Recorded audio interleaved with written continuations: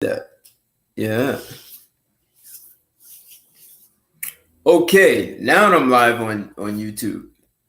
Hey, Chris, I see you. I see you in two places, and I see a few people here in the house. I've got Lando. Good to see you here. PJ, thanks for joining. Chris, PJ, Legatus, what's up? Good to see you guys here. This is going to be. I see you. Avoid like the plague. so. Um, So this is a straight talk. We are that talk show made for men by men, and ladies don't even want to miss this show. And tonight, especially, we live in this 21st century where men are still held to all the traditional dating and relationship values, and the ladies, well, they found a new form of freedom where they have no roles, no rules. They get to play at will, when and like they want. They can come and go. They initiate most divorces. So in this kind of environment, are there some real practical relationship tips that people can use to actually create a great relationship? And I know we've got MGTOW, red pill, black pill, cisbim, incel, idmore. We've got, man, the list just goes on. And still, as men, heterosexual men, we still have this affinity for women. We can be as displeased, upset, discontent with some of the behavior, but that still doesn't take away our heterosexual urge to mate, bond, procreate in cases with women. So that doesn't go away. And men have done a really good job of stepping back and forcing women to rethink. And you are getting a lot of women to rethink. But I think part of the challenge now is that we've got about 2 or 3 generations of women who were just not taught anything about how to be in a relationship, and neither have guys. So we've got this getting to a point, if the whole relationship world crashes and burns, we're at record lows. They started keeping tabs on marriages in 1865, and this is the lowest it's been. It's lower than it's ever been since it started being recorded. So I think women are getting the message. The pandemic is helping. The one concern is that the pandemic may force women to become actresses. Become actresses and do and say what needs to be done to. Hey, Alex, is that you?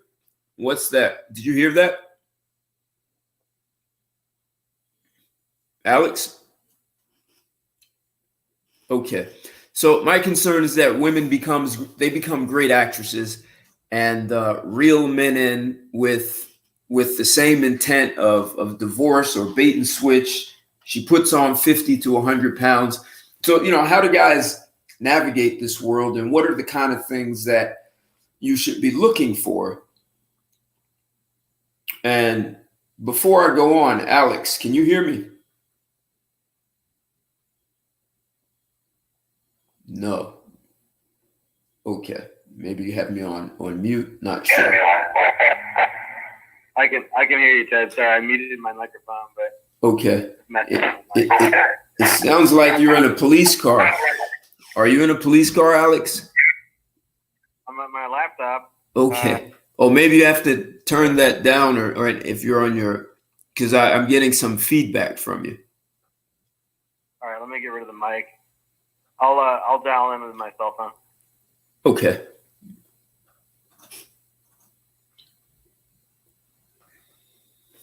Okay. So I want to create a context. Edward, see you in the house. Hey, what's going on? Yeah, definitely. Birth rates have been dropping for a while, but I think they are dropping off just completely off the charts now. So divorce rates up by 34%. That's a big problem.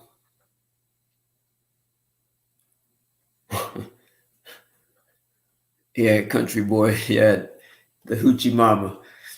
So here's what I think about this in creating a context. Um, because of the way our brains work, and women are a lot less comfortable with solitude. So when men step back and just step away from relationships, it's easier for us to stand on our own. A lot of women, as long as they're young and getting attention, uh, they seem to be of the mind of I don't care, right? So um, as she gets older, our social constructs. Well, here's the deal: our social constructs demand that men put in effort to chase women, right? Women are accustomed to that, and many women, they actually assess a man's love or desire for her based on how much effort he puts in, and a lot of times she plays that too long. She plays a game with that. The problem is at some point those days end, right? And it's usually not immediate. She usually doesn't even realize those days of men chasing her and giving her a lot of attention is coming to a close. Men, we call it the wall, and the wall is undefeated. Every woman hits it. By 35, the majority of women come face to face with that wall. And for many reasons, 35 forces women to face an uncomfortable reality, that wall.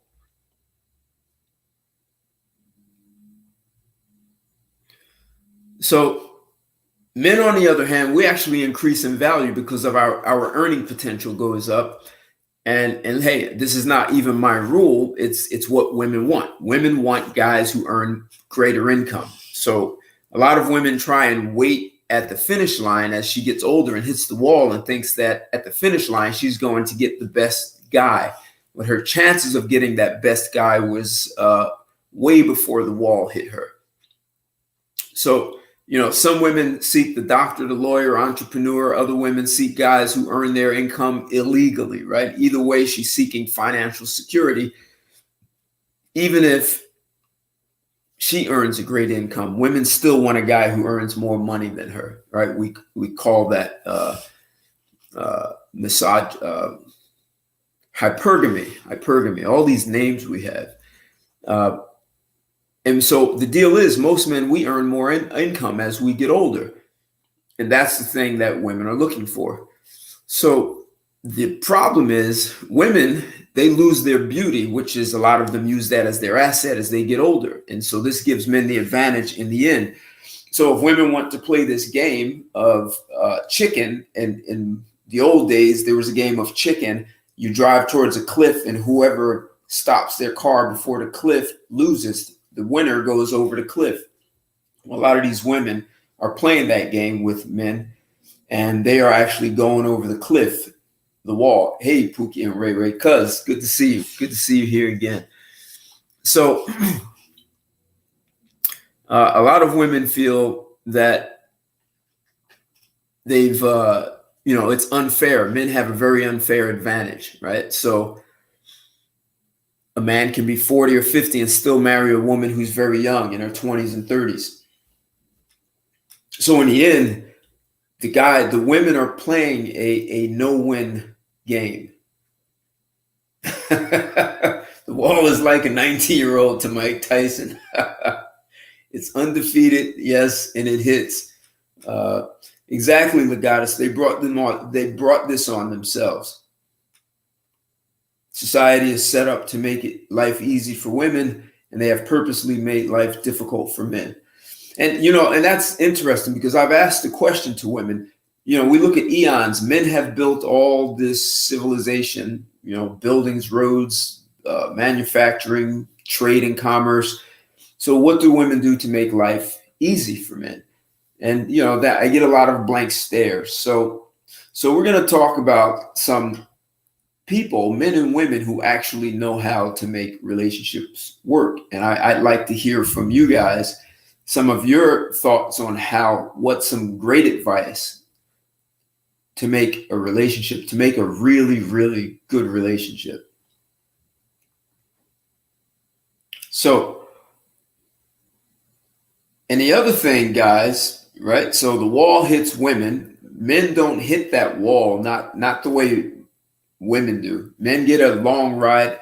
Women run out of eggs, and healthy men can still produce children, even over 60 years old. But some guys are looking for women with, the nice wife with the tits and the ass. And sometimes that turns into a disaster. So today I want to use today to look at what are the things that you want to look for in a woman aside from tits and ass, right? So if we're honest, as men, we do like attractiveness, right? We do like women who are attractive. We do like touching a nice body. Everyone has their style. And then if you're looking to climb the corporate ladder, there is a image or discipline that's important that goes along with your ambition. And oftentimes that's not the woman who's 200 pounds overweight. I think women don't understand that. So ultimately we're coming down to compatibility, right? What I think is also important with compatibility is relationship skills. And I think we as men have always looked for women to develop those skills in their 20s and 30s, or their 20s at least. And a lot of women, instead of developing relationship skills, they're monkey branching and developing absolutely no skills. They hit 35, they're ready to settle down, and they have zero idea on how to make a relationship work, and they can't understand what's happening. And, at some point, not only does the wall hit them, the cat call in terms of looking for cats to live with as their mates. And that's all they have. So I think everyone needs to look at themselves, right? First. And as men, before I go into all this great advice that I've seen here, men need to start looking at women as you're hiring her. You're hiring her to do a job. That means you interview her. And before you interview, you need to know, you really have to know if you have a budget to afford the woman that you claim to want, right? Everyone wants the beautiful woman who's a 10. We all want that. But do we always have a budget for it, right? Whether you call her gold digging, whatever the hell you want to call her, we understand that in our social construct that there are certain costs associated with certain women, right? Just as we like good looking women, women do like men who look great, and they like nice bodies also. So your budget is not always money, even though if you make enough money, it doesn't matter how you look. You can pay to play. But budget can be your intelligence, right? So if you want a woman who's intelligent, do you have the intelligence to match what you're looking for? So you'd have to interview this woman to see if her intelligence matches what you want, or is it higher than you can actually manage or handle? So these are the things that you need. These are some of the things that you need to know. If you're looking for a woman who's attractive, well, as a guy, you need to look in a mirror and make sure if your money is not well above your looks, then you need to look and see if the kinds of face and body you have is going to attract the woman you want. So what I'm getting at is, there needs to be this real reality check on men and women. So, what are the things that you're looking for, and do you actually have what you're looking for, and being able to use what you have as your currency, right? So if you have the things that you're looking for, it makes it easier for you to interview someone to see if they actually have it at the same level that you want, right? That's compatibility. As opposed to looking for someone who you can fix, or they're going to fix you. So I want to see if Alex, are you there? Okay, area code 415. You're live and on the air with Straight Talk. Hey, Ted. Is there feedback, or are we good? Yeah, you're getting a little feedback. This is on your phone. Yeah. But turn your computer down off. Turn the sound volume down to nothing. Okay. Now you have me just on the phone. The topic, and basically, I'm looking for practical tips on dating from day one. Right? You meet somebody, go on a first date, second date, third date, etc. And then, do you move in with her in a year? Or do you avoid that? Do you, 5 years down the line, do you share finances? Do you plan to get married or plan to avoid that? Things like that. And, sharing money and finances, I think, is maybe not in the scope of this call, but, basically the practical stuff on how you can get what you want, right? So I guess you got to define what do you want. But if you want a long-term relationship with somebody, how do you avoid the pitfalls of dating, and how do you also make sure she doesn't exhibit any major red flags? Or, I don't know what the opposite of a red flag is. I'm looking for that term, it wouldn't be a white flag, but some sort of flag that's like, green, like that means she's good, right? Some sort of secret signal that says that she's a good catch, as opposed to a red flag. I'm looking for that term, but maybe somebody knows. Maybe we'll have to make it up. Is it a green flag? You cross, she can cross the finish line. Is that kind of what you're implying? Like she keeps going, like green means go? I'm like, basically it would be some sort of sign that most people won't pick up on. Like, red flag is something you might not pick up when you're younger, but you learn about it and then you pick up on it. Same thing for this other thing where she signals to you that she's high value, like a catch. But maybe someone more naive wouldn't pick up on it. Only with experience would you identify that as a good sign. Right, a subtle sign that she. Yeah, that's actually a really good point, Alex. Because if you look at it, the red flags being on one side of the table and the green, we call it the green. The purposes of this call, we call it a green flag. Right, a green with a better word later. And the green flag is on the other side of the table.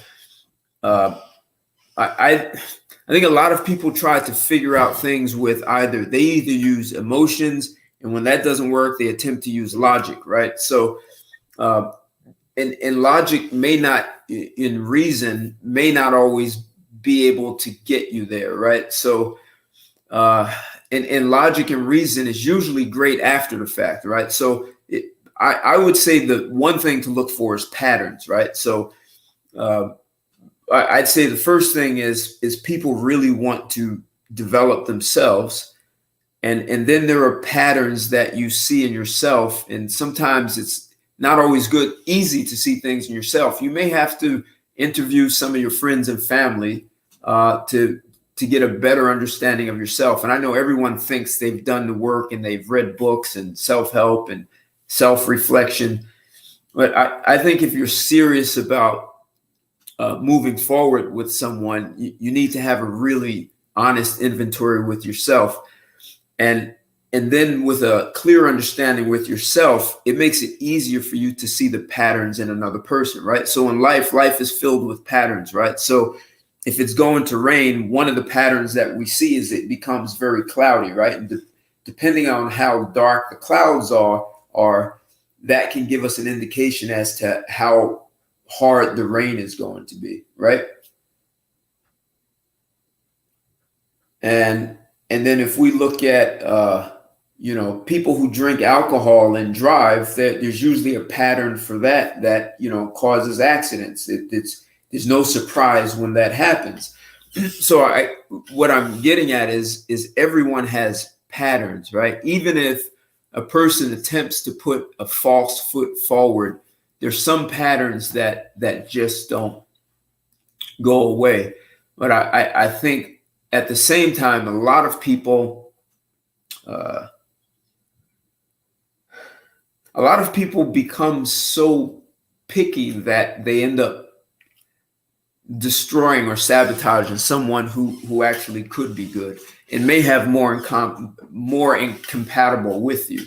So I was reading some articles, and one was 10 tips for healthy relationships. And I'm going to go to another article after that, which is really good. But the one was, the top 10 are: keep expectations realistic. No one can be everything we might want them to be. Healthy relationships mean accepting people as they are and not trying to change them. Talk to each other. It can't be said enough. Communication is essential for healthy relationships. And take the time to really be there and listen to the person. Ask questions. And I think that's a big one. A lot of people are afraid to ask questions for fear of chasing that person away. Except if you're really looking at inviting someone into your life, and you're not looking at them as more seriously than a job looks at a candidate for employment, then perhaps you're not taking your own life seriously. And maybe this is how so many people end up in divorce or acrimonious relationships. Within Talk to Each Other, it says, studies show that sharing information helps the relationship begin. Let people know who you are, but don't overwhelm them with too much personal information.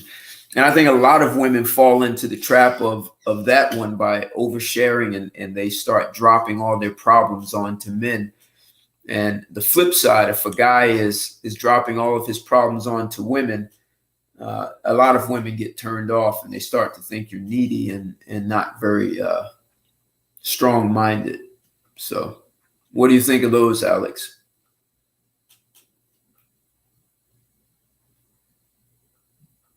Hey, Khaled. Hey. Sounds good to me.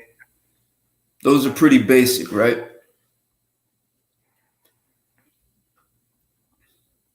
So they talk about being flexible, take care of yourself, your healthy relationships, healthy people, be dependable. I would say integrity. I hear a lot of people talk about fighting fair. Fight fair. Most relationships have some conflict. It only means you disagree about something. It doesn't have to mean you don't like each other. They suggest cool down before talking. Use I statements in the sense of saying how you feel. Keep your language clear and specific. And I think a lot of people use so much slang, and slang is a great way to avoid saying what's really on your mind. And it's like, oh, you know what that means. I think that's dangerous. I think people need to speak clear and concise language. Focus on the current issue. And I think a lot of people do kind of get sidetracked, right? Take responsibility for mistakes. Recognize some problems are not easily solved. Not all differences and difficulties can be resolved, especially not in one sitting. You're different people. You have values, different values, beliefs, habits, personality.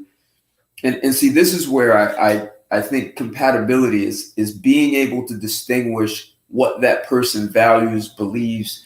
Perhaps this is why people in the same religion, if you're Islamic or you're Jewish, that may have play a huge role in how people actually find real common ground and compatibility.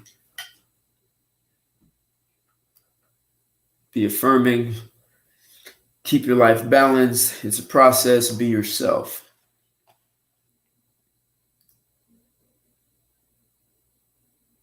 So I saw another article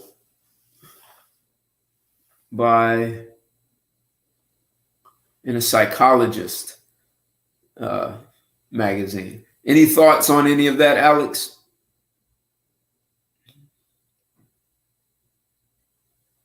Not right now. I'm struggling with my microphone, so I'll call back in with my cell. But it sounds good. I saw a good article on the warning signs that she will be monkey branching during the relationship. Kind of an interesting article, so I can list some of the bullet points from that one. Yeah. Do you have it ready to share it? I can drop the link to it on YouTube. Okay. All right. That'll be good. And I'll open it up and go through it. Let me just open up something here. So I was I'm on a call. Go ahead. All right, I see it. You put it in. Okay.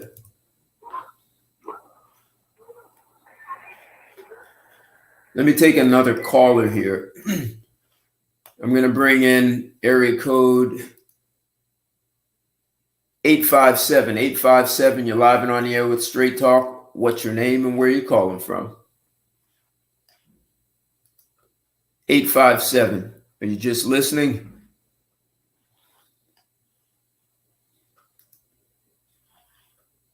Okay. 857 is just listening. Area code 870. 870, you're live and on the air with Straight Talk. What's your name and where are you calling from? Good evening, Ted. How's it going, man? This is your boy Kendrick from Hey. Arkansas. How you doing, Kendrick? Thanks for calling. So what do you think of this topic? Good, man. It's another controversial topic, man. But you on the right path, though, because I just got through listening to your a recent video you just got through doing on the perfect cheese. Okay. I advise a whole lot of brothers to go back and look at that video. All those that didn't see it. That jump was good to you. All right, thank you. So that video was about a perfect cheater? Yes, sir. Okay. And it's correlating to what this show is about tonight. All right, perfect. Hey, let's get the likes up, guys. Let's get the likes up. I want YouTube to catch us. Khalid, I see you there, and Instagram. Thanks for joining me. Let's get the likes up, guys. Alex, I know you just dropped this in here. Hey, what's going on, the Scout? Thanks for joining. See you. I see you.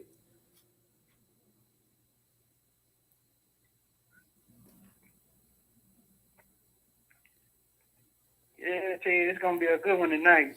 I just got a good feeling. Perfect. Hey, Alex.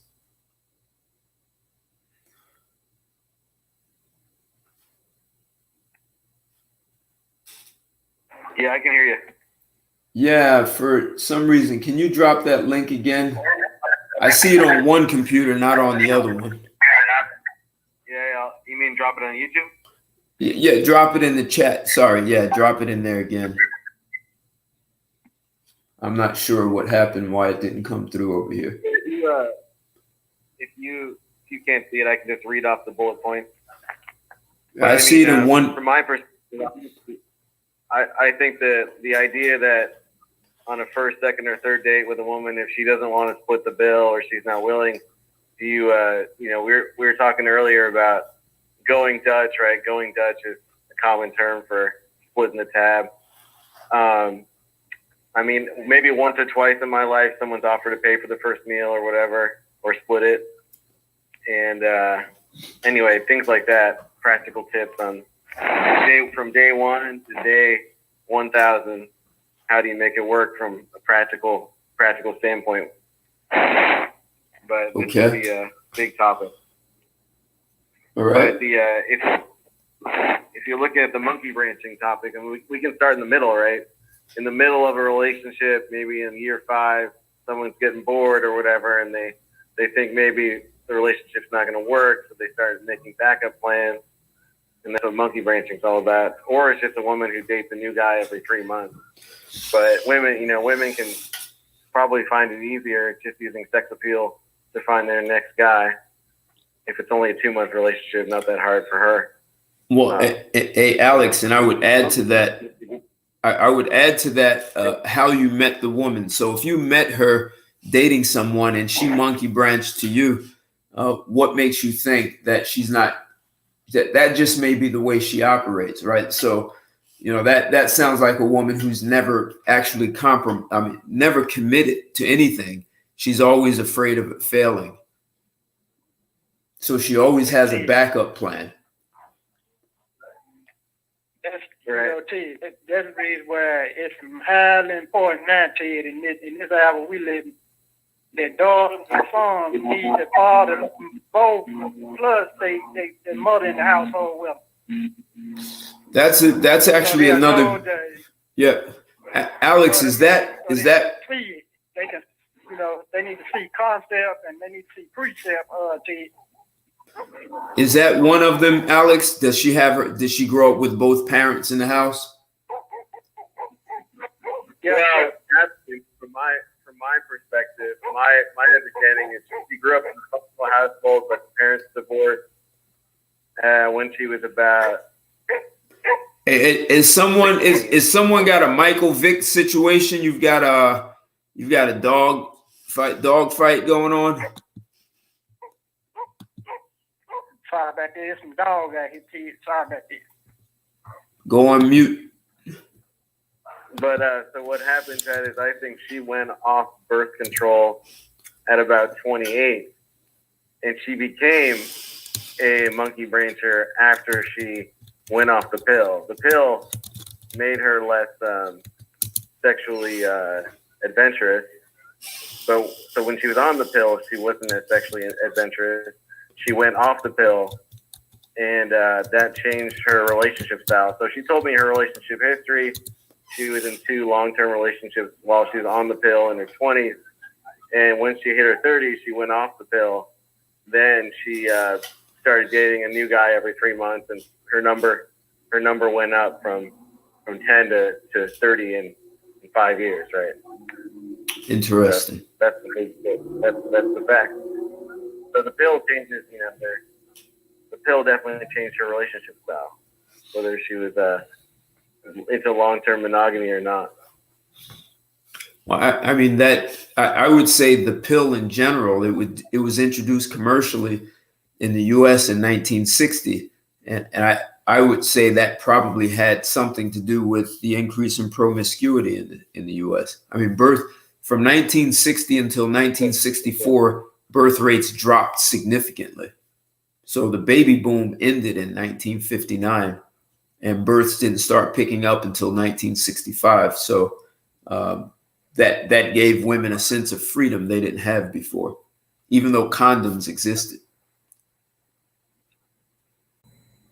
So what else you have on that, Alex? That's a lot of nasty ass shit right there, T. So yeah, she in retrospect, the red flags were there. She wanted to move in very quickly, right? She moved, a third of her stuff into my place, and she was very good at making a home.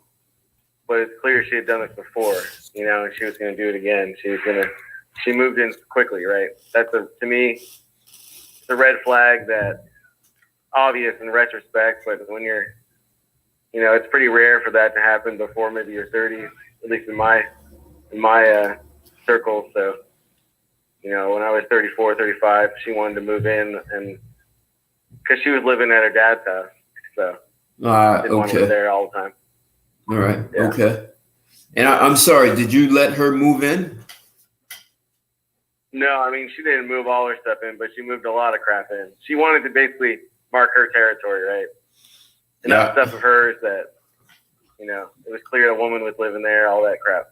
Yeah, right? yeah. They sprayed a bed with perfume and all that stuff. So right. Leave a couple foot hairs around, yeah. Right. Panties under the pillow under the bed. So what you're saying, those are red flags, or that those are just a way for a woman to be possessive? I would say it's a red flag. I wouldn't say it's, it's a death knell of a new relationship, but I would say it's a good sign that something's off, right? She wants to move in quickly. Okay. Yeah. So I am, before I bring you in, 605, give me a second. So I'm going to do red flags by looking at the inverse, right? So in a Psychology's magazine, this was October of 2014, they talk about the psychologist Robert Epstein and his research conducted at the University of California, San Diego. His colleagues, he had a number of colleagues working with him on this, and he looked at 7 basic 7 basic skills are essential for building happiness and long-term love relationships. So communication, that category, he says, this category involves critically important skills: knowing how to listen, sharing your thoughts and feelings honestly, refraining from criticizing, and encouraging your partner to share his or her feelings. So I would say a red flag is someone who's ineffective at that. So they're unwilling to share. They have a lot of territory that's off limits that they're uncomfortable sharing, right? So that may be a woman who has no intent to commit. And if you pry too much and she figures out a way to manipulate you to keep you backed off, I would say that's a red flag. Number 2 is conflict resolution. Conflict resolution skills include techniques such as staying focused on the topic, staying focused on the present, being ready to forgive or apologize, knowing when to take a break. I've said for a while that every little girl, teenager, should be well taught in conflict resolution. I think women can avoid a lot of physical abuse because, according to the Harvard Medical School, 70% of domestic violence is initiated by women. And that's just a sign of poor conflict resolution skills. The ability to actually be able to talk things over instead of getting angry, shouting in the guy's face, or even just shutting down and unwilling to discuss anything with the hopes that it all goes away. So conflict resolution, I think that is such a critical skill, and it's critical for life. He says knowledge of partner. They get into some more, I would say, shallow things, right? So, favorite food, shirt, clothing size, but having some knowledge of that person. If the person isn't really, this goes back to what I was saying before about asking questions. If the person really isn't asking questions, then, Alex, I would wonder how interested they really are, right? So I think a lot of women set themselves up for a pump and dump because they're just looking for a guy to lead the whole interaction in dating or in a relationship, and that doesn't work. You were going to say something, Kendrick? I was just agreeing with you. A lot of them do probably set themselves up for the pump and dump. That one, you got one alpha on one hand. That's all he do. He make his own rules. So she choose to sleep with that dude. He just want her for a pump and a dump. Then she turn around and tell you, then she want the typical beta. But in these days, the betas are starting to wake up to you. So what you supposed to do now? They like they done shot their own self in the foot someone. Well, that's what I was saying in the beginning. Like, a lot of women are in the end, they're going to lose because men are more comfortable with being on their own than women are. That's why you're more likely to see women in big groups. So the others, he said, life skills. Do you plan for emergencies? Do you exercise and stay fit? Studies show that people usually want their partners to contribute a degree of security to the long-term relationship. People also want their partners to take good care of themselves. So I would, I know a lot of guys, you hear this, I like women who are thick, but you really need to think long-term. Is this person going to be a health liability to you? Or are you going to be helping them with their health? Are they going to be slowing you down because they're always tired, don't feel like doing things? And then how does that affect like keeping the house up or cooking, cleaning, all those things? Can they do activities with you? Yes. Part of the problem is too many dudes out here thinking with their Johnson instead of the brains in their skull teeth. Yeah, I would. Like you just said, they looking at ass and tits and all that. You need to be thinking about, like you said, health-wise and all the intellectual things you talking about. Yeah, I think we need to throw away a lot of this stuff like men think with their penis and men only want one thing, because none of that is really happening. People just say these things. What men really need to do is scrutinize a lot more and look at if you're just pumping and dumping, I got it. But if you're a guy who's looking to build a legacy and actually build a relationship, then you need to be looking as though you're hiring this person to provide some service to you, right? She can't make you happy. That's not her job. That's your job.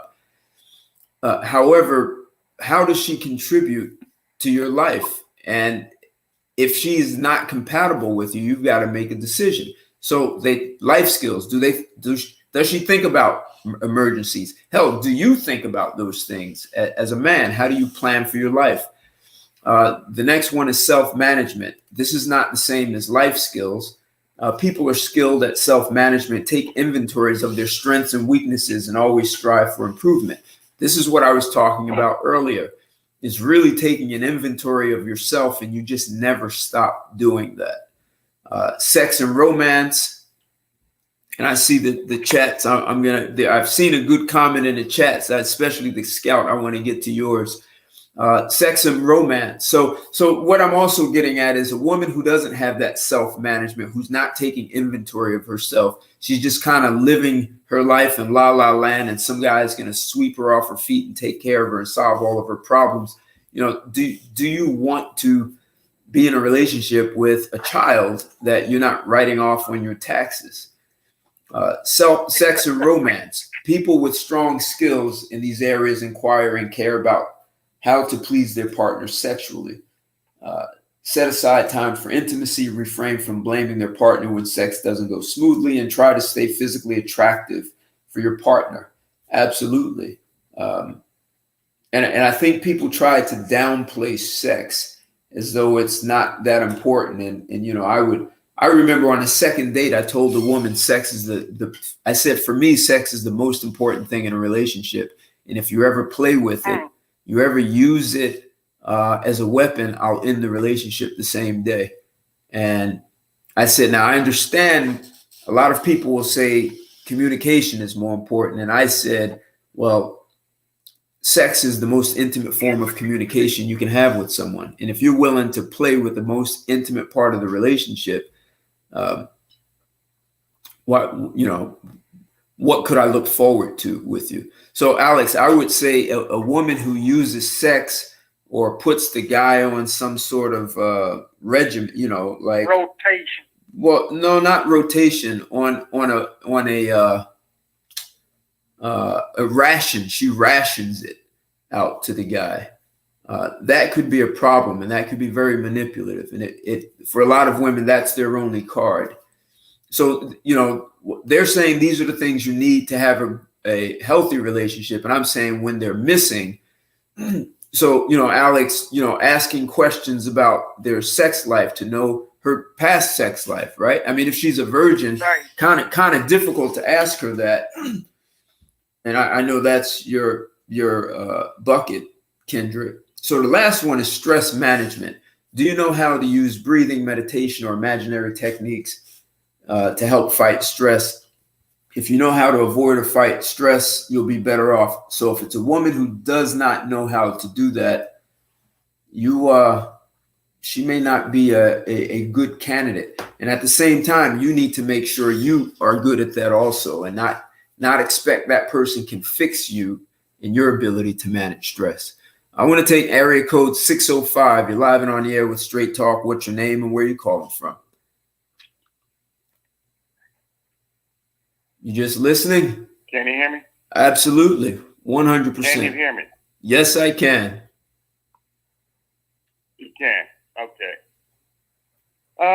First off, I would advise don't somebody wait for 37 minutes because communication, if I communicate to you that I've been waiting for 37 minutes, but you don't care, then communication, like when a man talks to a woman, if people don't want to fix what the problem is, then it doesn't matter.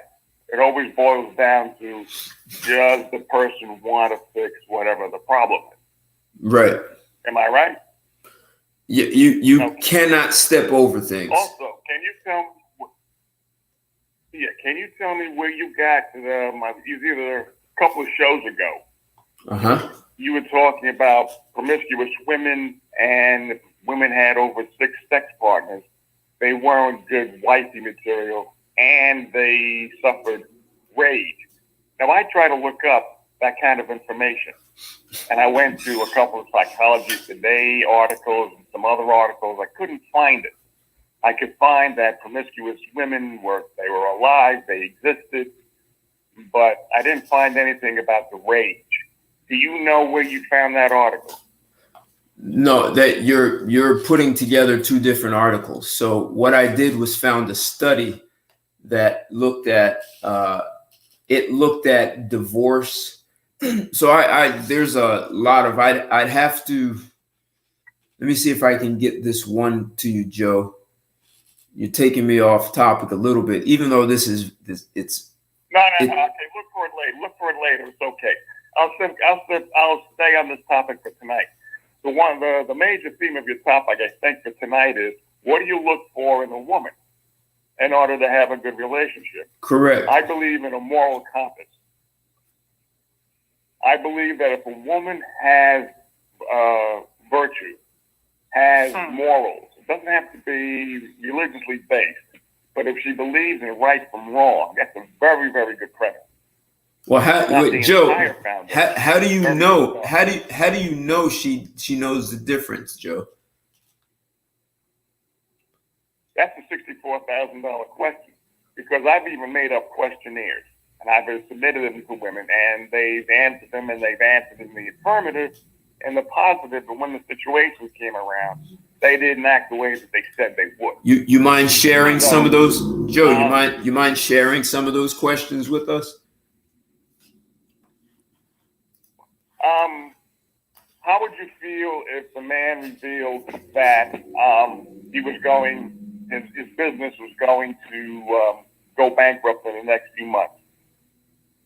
Girl might say, "Oh, I don't care about that," you know. If you found that, if you were dating somebody for about 2 or 3 months, and then eventually you did have sex with him, but the man didn't quite live up to your expectations, would you still want to be with him, or would you feel so deflated that you would leave? Those are two that I remember. I had a questionnaire of about 10 questions some years ago, and since the questionnaire didn't really help me, I forgot what the fucking questions were out of the remaining 8. Right. But those two. See, that's the. But that's a $64,000 question. You don't know until they do it. I happen to think that a lot of relationship counselors, and there's some on BTR, and I've read books and articles about, and the tips that you've mentioned tonight about how to make relationships work, they're all traditional to me. It's communication is the key. Keep yourself fit. Things along those lines, which have been stated for years, but they don't seem to work. Because if they worked, then there wouldn't be divorces. Because a lot of people go to relationship counselors, they go to psychologists, they try to apply these particular recommendations, and they still don't work. Right? So I think, for me, personally, if I found somebody that I could trust as a result of her morality, in other words, she's going to do and treat me, not because of me primarily, which sounds kind of paradoxical, but because she is the kind of person that is a good person and has some patience, and as a result, the relationship with another good person can flourish. So, right?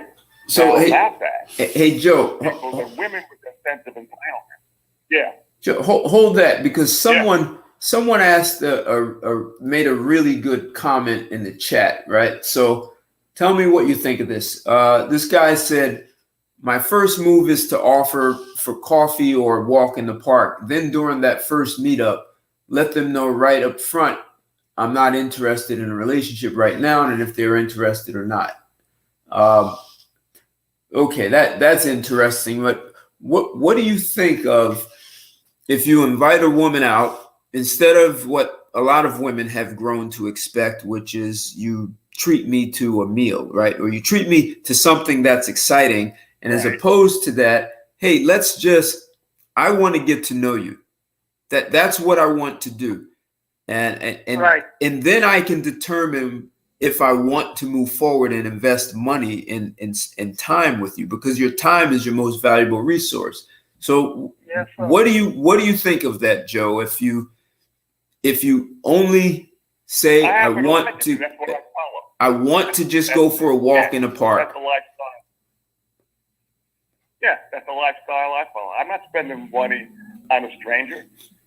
I'm over 40. I think men over 40 have a different attitude towards dating than men below 40, 25, 30, etc. Now, you've got to prove to me you're worth it. Mm-hmm. So that means we can meet up. You know, you might pick me up. I might pick you up. We can go to a very nice but cheap type of date, take a walk in the park. But if you think I'm spending money on you, you know, I don't know you, chickie.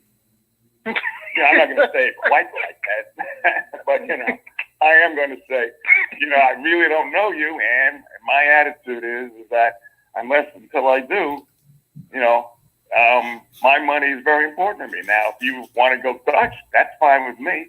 But if a woman doesn't want to go Dutch, now that tells you something.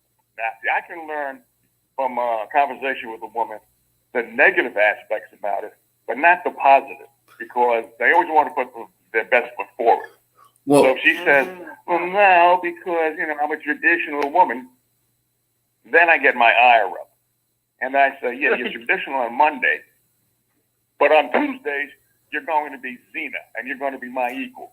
So Joe, I'm going to bring another caller, but so with your questions, right? You got it. Joe, you've heard me talk about the Sony Walkman focus group when they were looking for feedback on a yellow Walkman. Have you ever heard me discuss that? No, I haven't heard that show. Okay, so here's the deal. Sony they made a yellow Walkman and they wanted to see what the public would think about it. They brought in a focus group and asked them a bunch of questions. And one of them, they said, hey, we're thinking about selling this yellow Walkman. What do you think of it? And most of the people in the focus group said, oh man, everyone's going to want that yellow Walkman, right? So they asked some other questions. They said, hey, on your way out, we want to thank you and we're giving each one of you a Walkman. The table on the right has the black Walkman. The one on the left has the yellow one. Which one do you think they took? And they took the black one. Exactly. Right. So they told you what they thought you wanted to hear, right? But when it came down to it, even when it was free, they showed you what they really wanted. So sometimes asking these questions, and I'll go back to some better ways to ask the questions. But right now, I want to take area code 919, and I think 919 you have a lot of motion going on in the background. 919, you're live and on the air with Straight Talk. What's your name and where you calling from? Hey Ted, this is Rich. How you doing? Pretty well, thanks for calling in, Richard. How are you? Hey Kendrick, how you doing, Kendrick? Alex? Good. I think it was Joe. Joe, yes. Hey, Rich, what's up? Yeah, Joe. Yeah. Hey, how you doing, man? I thought the Joe they were pretty good because most of you guys, if not all of you, know that I took a lady out a couple of years ago, and it was a woman that I met on Plenty of Fish. Never seen her before, and I asked her to go to Ruby Tuesday, and I made it clear that, you know, we do the salad bar. So I planned on spending like $20, $25. So when I got there, or when we got there rather, all of a sudden she decides she doesn't want to do the salad bar and she wants a full course dinner and proceeds to order the whole, you know, fish, shrimp, and triple play and double play and, you know, things like that, right? Right. Now, Ted pointed out to me that, you know, I should have spoke up. And I didn't. I didn't speak up, you know, for whatever reason. And so $25-ish, and I want to make this clear, meet and greet. It was not a date. It was a meet and greet. man. So a $25 meet and greet turned out to be about $65 and some cents. And I think that is blatantly unfair when a woman is online like that, because she can shop dinners. You know, with me Wednesday night, somebody else Tuesday night. Exactly. And, you know, she can shop dinners. And I don't think that's right. I think the perfect scenario is when she goes Dutch, you know, or I'm willing to, you know, I mean, I'm willing to break for, you know, $15, $20. I would do that. But preferably it should be Dutch. Since we both have a mutual interest in meeting somebody, it should be a Dutch thing. But, you know, I think like somebody said before, like Ted pointed out with his Walkman analogy, you know, they talk a good game. You know, I believe in equality and I believe in this, that, and the other. But when the rubber meets the road, where they have to prove that they believe in equality, they're nowhere to be found. They're nowhere to be found. So Richard, let me ask you, Richard. Let me ask you what did Ted, go ahead. What did you learn from that situation? I learned, and it's probably remedial. It's not really something that's anybody online here would probably say it was a awakening or anything like that. It was very remedial. What I learned was not to let a woman hijack whatever you have planned for. And that's what that woman did. She hijacked the evening to something that she wanted to do, and she had absolutely, positively no skin in the game other than her time. And which, you know, I had time, you know, invested too. So that time, you know, that went too late. But I allowed her to do that. And like I think you said in the comment, Ted, when she tried to hijack the evening, I just said, well, wait a minute, hang on. I'm out here for a salad. And if you want to get shrimp and baked biscuits and things like that, that's on you. I mean, I should, and I didn't do that. Hey, so Richard, Richard, you know, let me ask you. I know why you didn't. I know why I didn't. I know why you didn't. That's the thing. Because you were trained to be a gentleman. That's right, Joe. That's exactly right, Joe. No. I think it's more of a simp move than a gentleman move, to be quite honest with you. I think that's the move of a simp. No, I think it's a move of a simp. That's chivalry, right? We used to be chivalry. Wasn't never the same back in the day. But hang on, Kendrick. She did not have the right to hijack the evening like that. She did not have that right. And so what I'm hearing is, as a gentleman, I should have let her do that. And I don't buy that. I think as a gentleman, I should have called it to her attention. Call on out. Not as a gentleman. No, not as a gentleman you should have. As a gentleman is why you did it. You're being too hard on yourself. You're calling yourself a simp because that's the new terminology today. Yeah, we've all been conditioned to believe. Yeah, you're right, David. We've all been conditioned ever since we're 5, 6 years old, where we're trained to open up the doors. But when chicks are not trained to do shit for men, is that they are sugar and spice and all things nice. So you believe, and I'm assuming this, I could be wrong, that because she wanted to change her mind, she had that prerogative, and she didn't really have any ulterior motive in mind. But after $65 worth, you found out that she did. And you did it because you were trained as a gentleman. Now that we're older, we realize that women are people. They're not angels, they're people. Right. So Richard, here's an ugly question, Richard. What kind of two questions? All right. Were you attracted to her at all? Physically or mentally? But you can put them both. Both. I was attracted to her physically, but not necessarily mentally. Okay, so why didn't you just not order anything and let her pay the bill because you ate nothing? But I did eat. No. But Maybe I'm see, missing you this miss, point. you I miss, did eat. you, no. But you're missing what I'm asking you. You could have eaten. You could have eaten nothing. No drinks, nothing. Drink water. Get to know her, meet and greet, and let her eat to her heart's content. And when the bill comes, you've eaten nothing, and there's nothing the restaurant could say to you. That wouldn't work. That would not have worked. And tell me, not work. Because a woman who why would it not work? Because why would it not work? Because a woman who is that bold to tell you at the beginning that she wants to expand on her meal ambition, is going to be bold enough to say, "Well, you poor thing, you didn't eat anything, but being a gentleman, here's the bill." That's exactly and no, but you don't care. This is what I'm getting at. If she can be bold, so can you. I ate nothing. I wasn't hungry. I just wanted to get to know you. It was a pleasure. It was a pleasure getting to know you, and and I'll talk to you later, and let her pay that bill, because if she refused to pay that bill, the police would have handled her. What you said, Ted, because the show wouldn't have been nothing here. You didn't. Ted,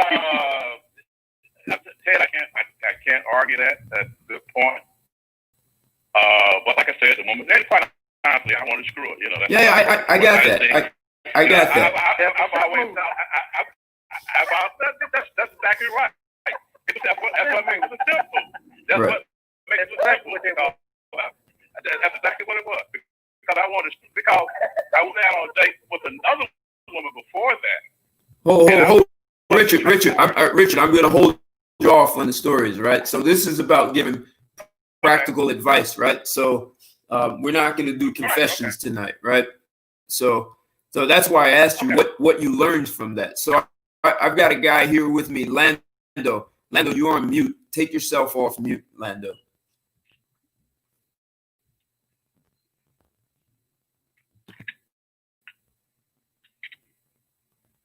Lando, you're on mute. Unmute yourself.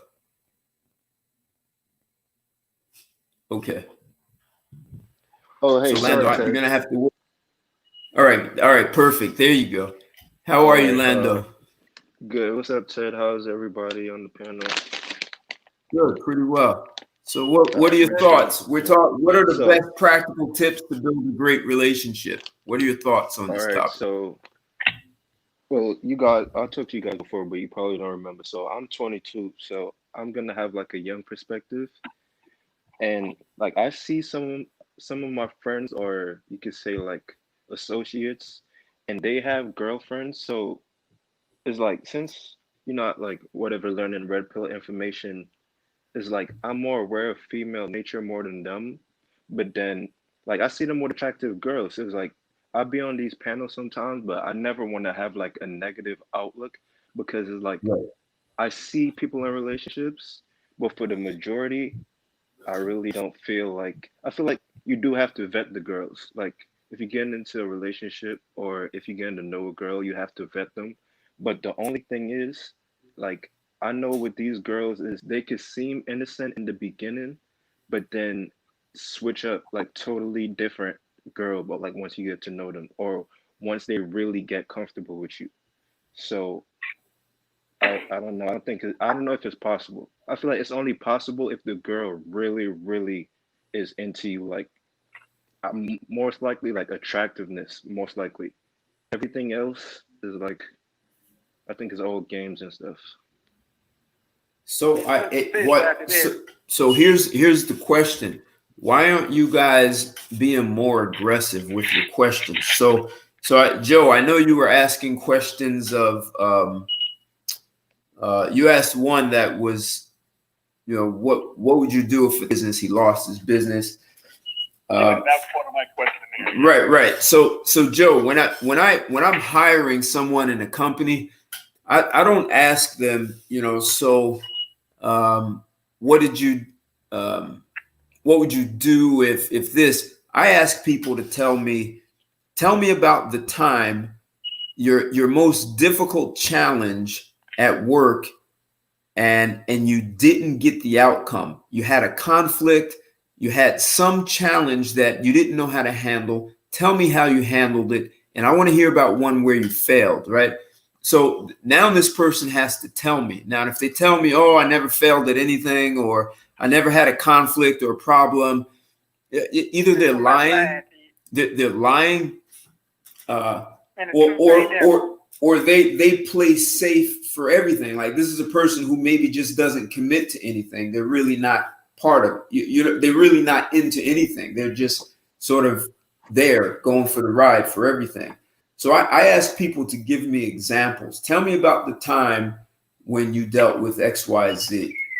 And that way now they have to give you some real world, and you get to hear. And if you ask it in person, Joe, you get to hear how much they're humming and hawing and trying to delete or alter the story to make themselves sound good. So I'm suggesting guys be more aggressive in your questions, because if you're inviting someone into your life, you have the right to know who the hell they are. And I think the problem is guys are worried that if you ask too many questions, she won't have sex with you. And so then you end up, and I'm sorry I have to do this, Richard, but if you're there just to try and screw her, you end up getting screwed because she's watching you too. So. Hey Ted, can I chime in? I will go along with that. I'll go along with that, but I think you're off track with the asking questions. I think it's more important to watch what they do, because they can laugh through their teeth if you ask questions. But what they're not going to laugh is, their actions. The actions speak louder than words. No, but so see, I think that's more important. Here's what. See, you don't sit around and wait for stuff. You have the right to ask any damn question you want. And you can say, hey, look. She's got the right to lie. She's got the right to lie. No, Richard, what you have to learn to do is be able to strip a woman down and find out what you really want to know.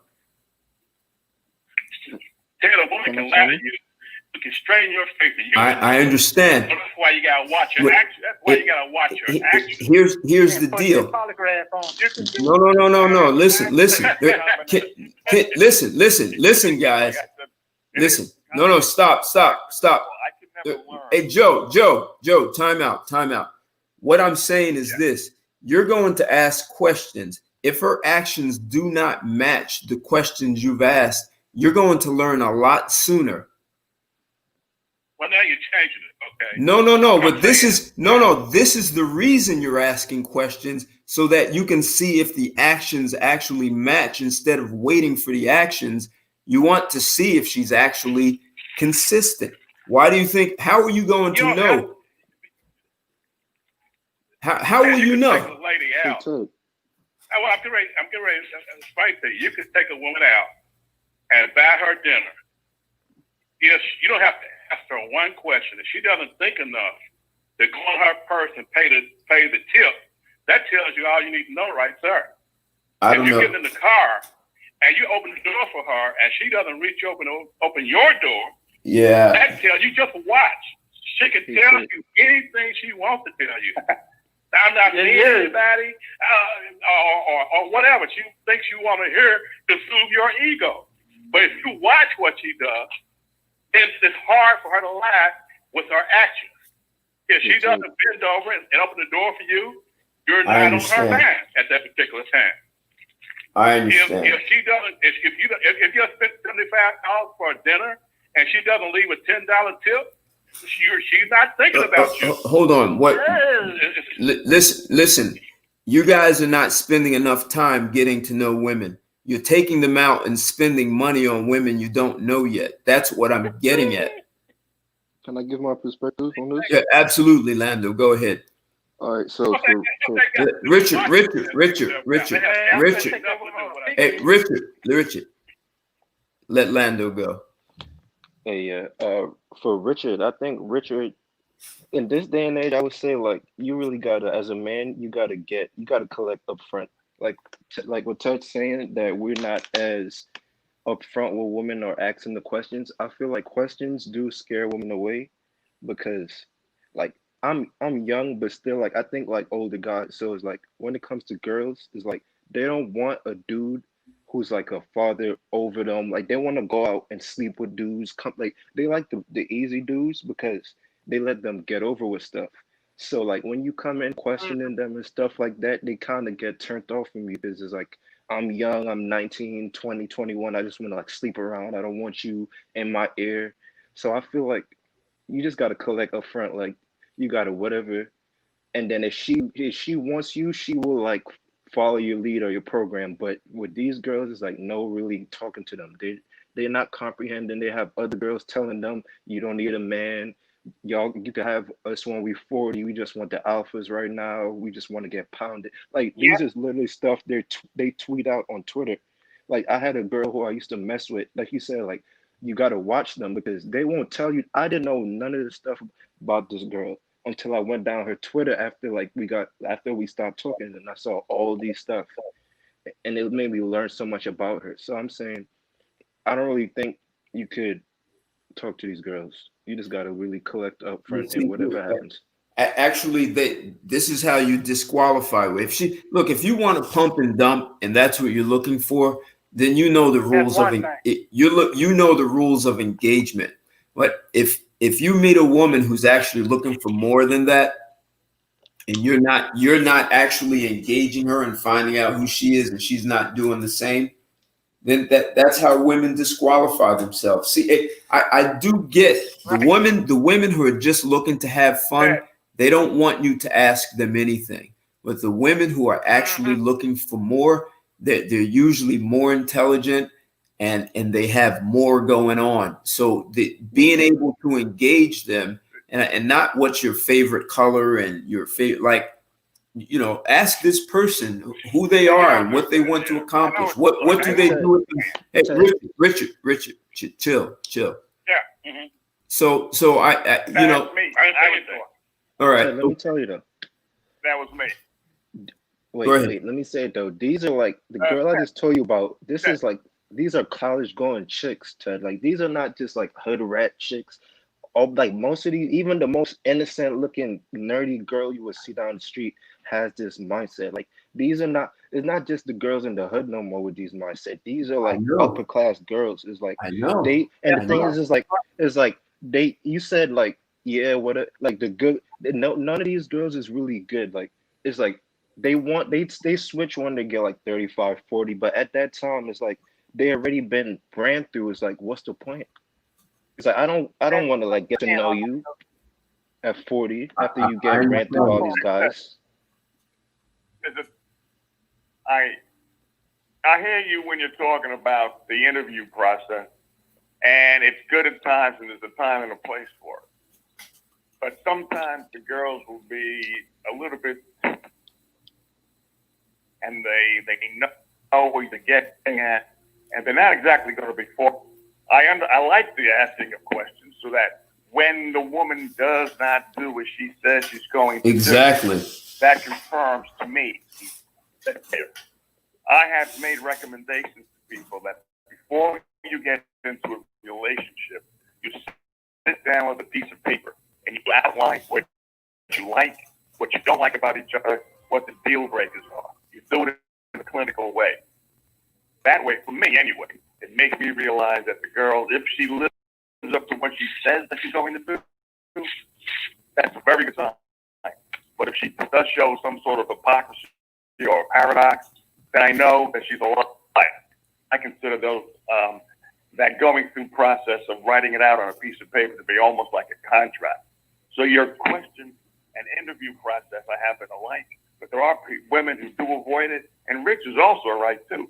Sometimes you don't even have to ask questions because their behavior, if they are exhibited quickly enough, you'll know what they are without even asking them the question because they're not conforming to what your standards are. Why are you even spending money on these women if you're not finding out who they are beforehand? Unless you're just looking to pump and dump. I can't say that enough. Right, T. Why are you inviting these women out on dates? Yeah, but remember, I told you, I'm the same as that guy who wrote in the chat room. I don't like to take women out and spend money on them until I talk to them. And that means talking to them. I find out what they're like on the phone as much as possible. Exactly. I don't like to spend money on a stranger. Well, I'm gonna put it like this, Joe. Me and you taking the wise perspective and with the old school courting and date shit. You gotta know something about this person, before you just jump up and just do X, Y, and Z with this person. You need to know where their head is, where their spirit is. Do y'all share something? Calm your ass, just like Ted was talking about. Hey. Otherwise, what's the point? You know what I mean? What's the point? They just pointless. Hey, Yeah. I want Lando to go, and I'm bringing area code 330. You're already live and on the air, but Lando, you wanted to say something? Yeah, I would like to say something. I would like to respond to somebody in the chat. I think, well, it's Two Hearts matchmaking, but I think she was on the panel like a couple of days ago. But Okay.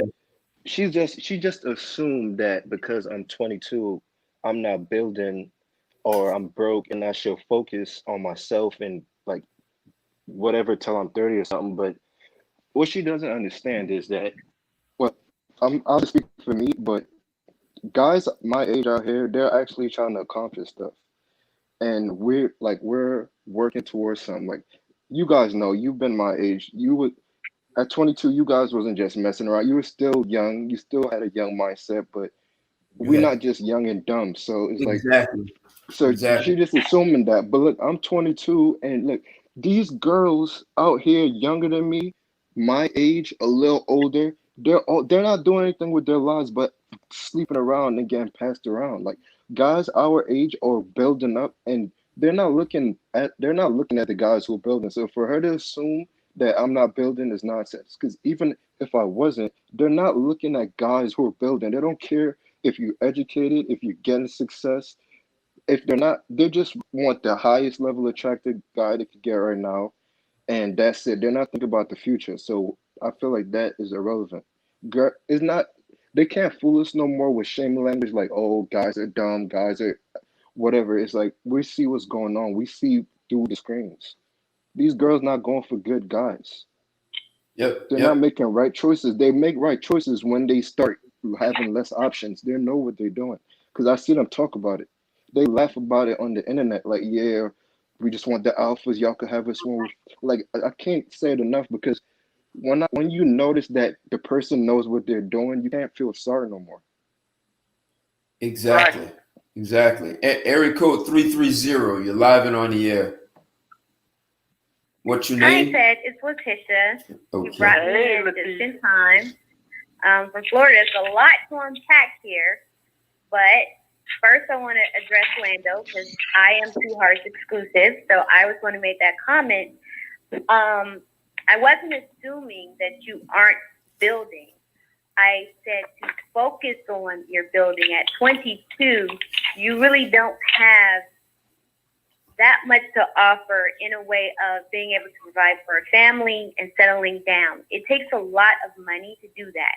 So the young women at your age, they're in your generation, unfortunately, hypergamy and the way hypergamy is being practiced is that the man with the money is the one who's going to get the honey. And all I was saying was don't focus on that right now. Just focus on your building phase, doing what you're doing. After 30, then you can settle down. And once you get to that place, you'll have enough equity to attract the quality woman that you desire. Right now, unfortunately, you're not going to be able to do that because you're so young unless you decide you're going to date a woman who's over 30. But then there's a lot of baggage that tends to come with that because she may have children. She may have a couple of dysfunctional relationships under her belt. So right now, your best focus is you, focusing on you. And then I want to address something that Ted said as well, is that people don't take the time to get to really truly know someone. Too much men take women, they see a woman they're attracted to, and then they just want to take her out for a date. And then you come to realize, oh, wait a minute, okay, she really wasn't interested in me. This didn't go right. Now I feel used, wasting my money, wasting my time.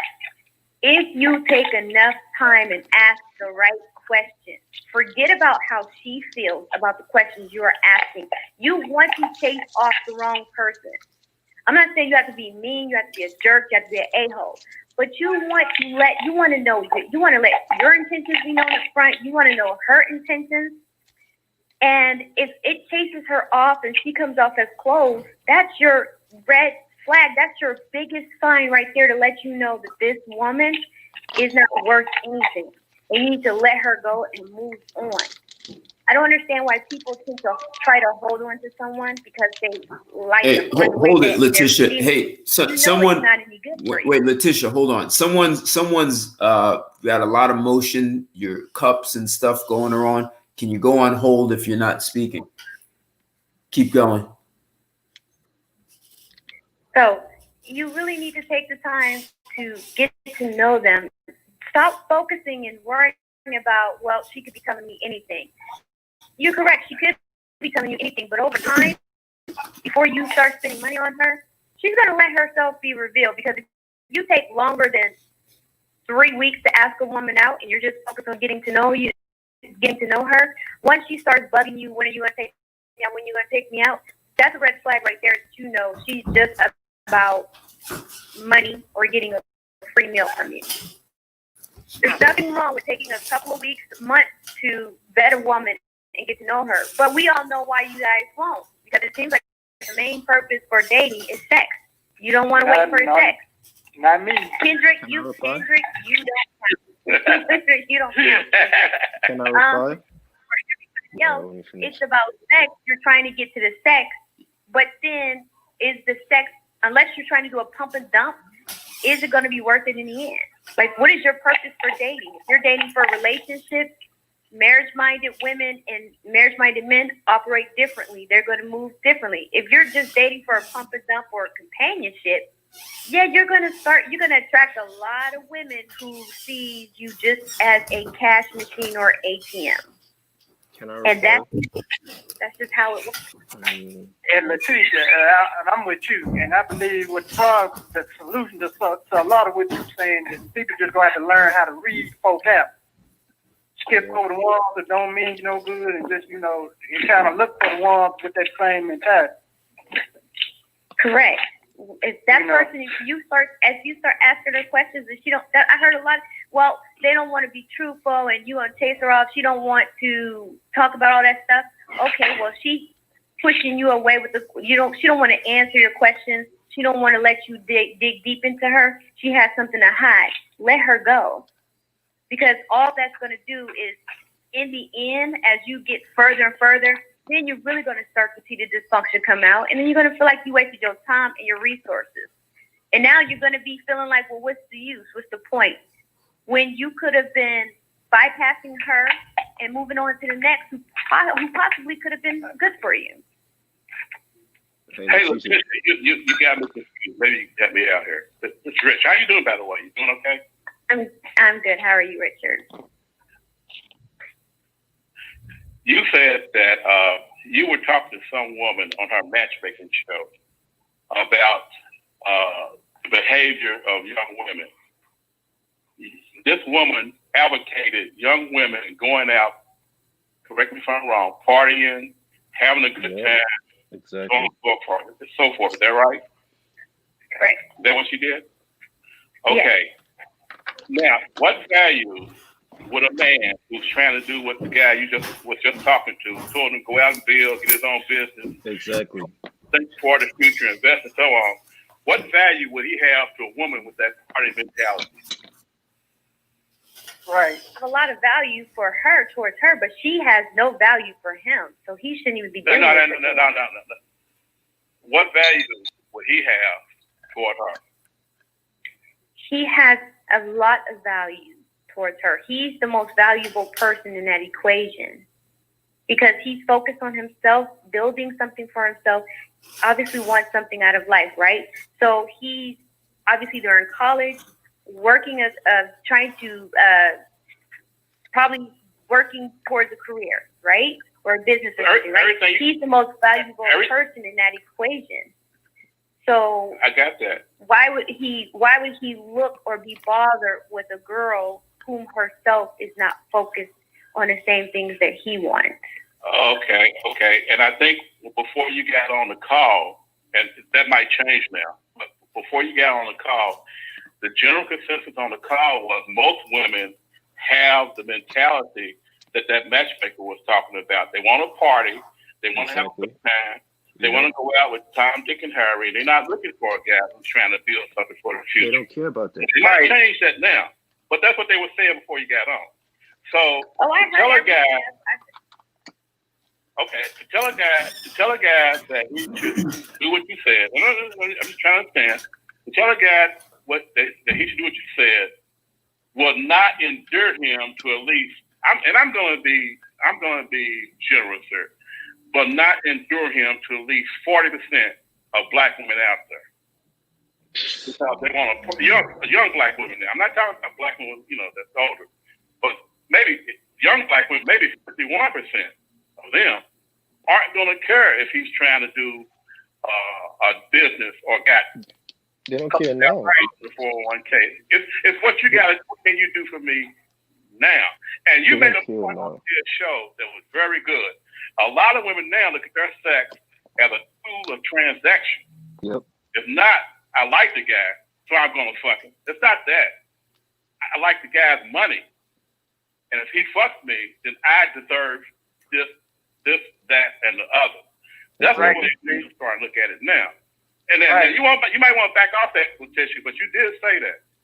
And I think you was right on the money when you said that. A lot of women look at it as a transaction when you have sex with them now. Not that they like you per se.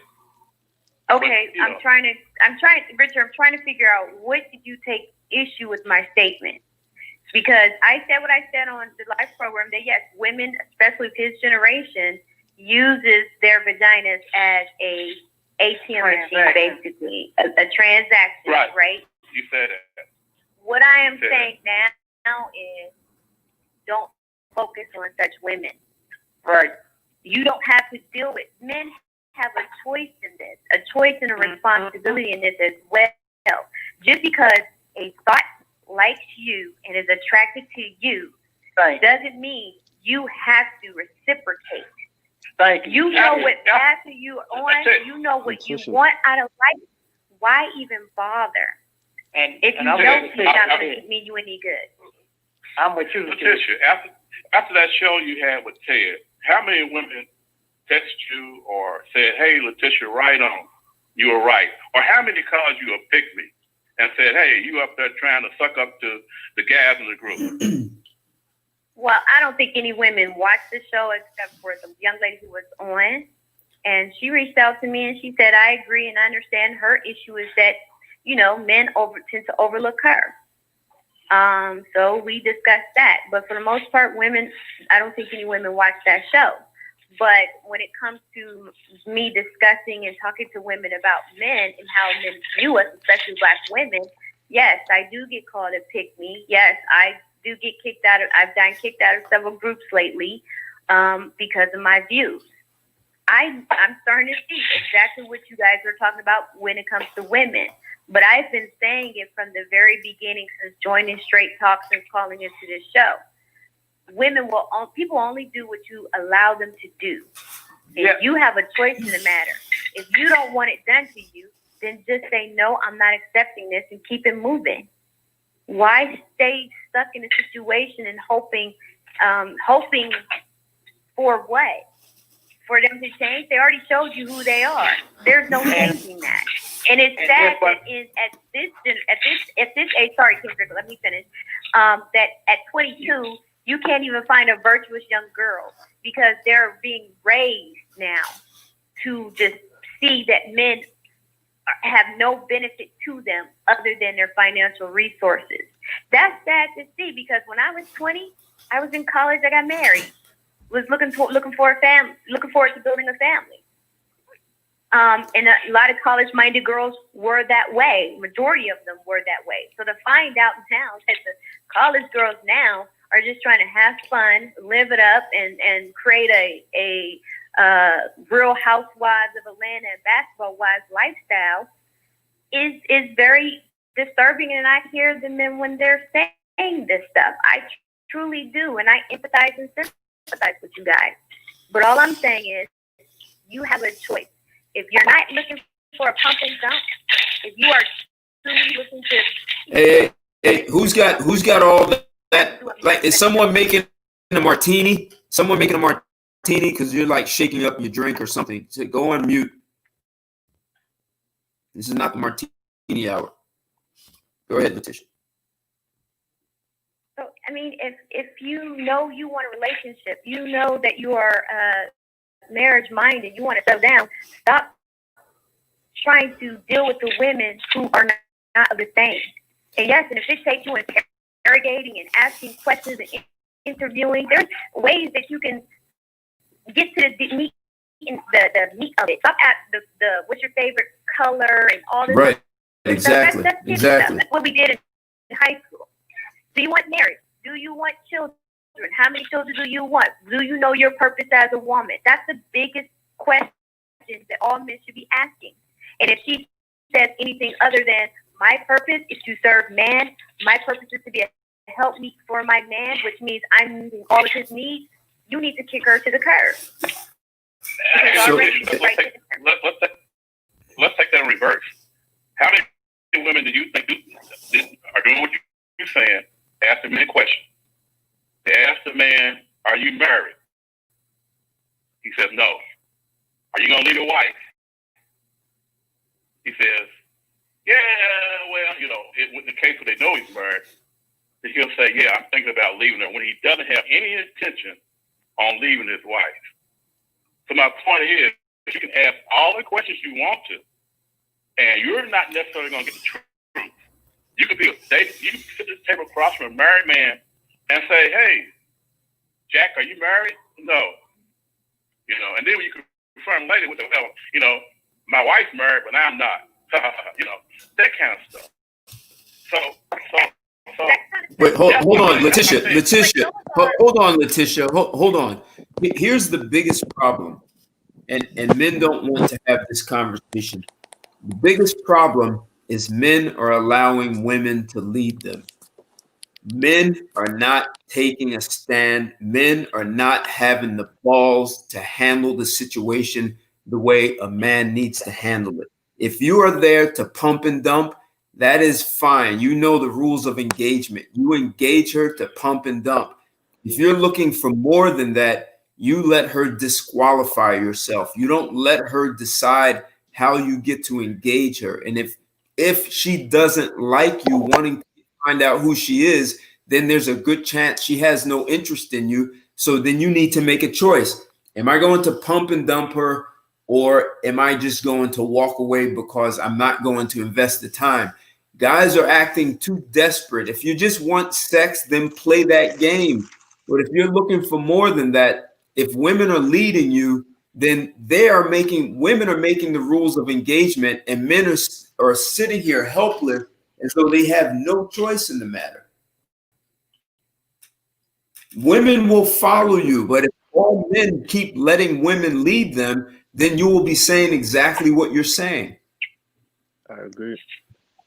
And what's that? What am I saying? Well, that she can do whatever she wants, and she'll say one thing. No, what am I saying? Hey, Richard, I'm answering you, Richard. That she can say what she wants and do something else. You have to know how to tell people to fuck off. And if you're scared to do that, then you're following her. And any man who's letting women lead them and how he wants, you get to decide who's engaging. You know why? Because you are financing the relationship. If you're willing to play by, hey, I understand, I'm going to finance. If she leaves a tip, fine. If she orders against the agreement, then you step back and let her suck that bill up and you walk away. You guys have to stop letting women make you feel like a victim. And hold on, I want to bring in area code 405. 405, you're live and on the air with Straight Talk. What's your name and where you calling from? What's going on, Ted? This is Chris. Can you hear me? Loud and clear. You're perfect. Go on, Free. Okay. Hey, Chris. I want to How you address. doing, Chris? What's So- up, Rich? I want to address three Good, people. man. I want to address Alex, Lando, and Rich. Now, Alex was basically wondering, I guess Alex still has these hopes of someday getting married and having a family. And I hate to tell you, Alex, but you're on a fool's errand. Women they're just too far gone. And it sucks. I get it. It sucks because a lot of men out here do want families. A lot of men out here want to get married. The problem is we are now in a whore culture where women are being taught and being praised for being whores, pretty much. So, it doesn't matter, Yep. You want women because women are chameleons. So no matter how much you try to vet her, being a chameleon for a woman is a survival instinct. And they've been that way since the dawn of time. So there's no way you can truly vet a woman because, as it's been said before, she's just going to lie. Look at Scottie Pippen. Scottie Pippen married, Scottie Pippen, multi-millionaire. Attractive guy, in shape, had status, wealth, everything you can want, a woman could want in a man. And his wife still divorced him. And took half his shit. Now, who is she going to go to after Scottie Pippen? How she, typically when you leave somebody, you're supposed to upgrade, right? Who the fuck is she going to upgrade to? Nobody. This is a woman who's over 40. Who's going to want that? That's my point, Chris. No. And I'm like you, Chris. I'm starting to see patterns, man. What is the purpose of it even getting married? Ain't no. It's just part. That's what I've been saying, man. And second is Lando. Lando's absolutely right. These young girls, they don't. Somebody said in the chat, they want instant gratification. That is absolutely right. They're in a state where they constantly want instant gratification. They don't. Young men, you're right. Lando was absolutely right. Young men feel. You're constantly working on bettering yourself to the point where every year you want to see a progression in the amount of money you make or in the skills you learn or whatever. You just want to see yourself do better every year than you did last year. Women don't have that mindset. It's like running a marathon race. Exactly. Right? That man understands that, you're going to start off running the race, right? You want to start off strong 100%. And then you want to pace yourself. But the ultimate goal is to run that race. Well, women are going to stay at the finish line. They start off and end at the finish line, and they just wait to try to fuck whoever crosses first. And the only time that stops is when they know they can't fuck anybody who crossed that finish line because everybody crosses the finish line doesn't want them anymore. Oh. Well, So, see, go ahead. It's like the old saying. A woman is only as faithful as her options. So, go ahead. Lando.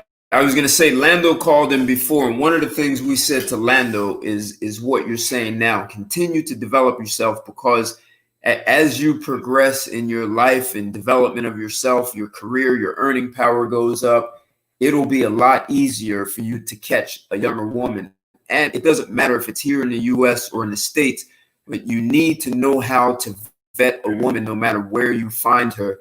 And actually, social media makes it much easier to vet a woman because if you look at her Instagram and Facebook and all those profiles, you will see that women tell on themselves often. Yes, they do. So If you let a can woman talk long enough, she will tell on herself. Exactly. And that's why I say guys have to learn to ask questions because eventually you trip her up. When you interview someone for a job, eventually they trip up.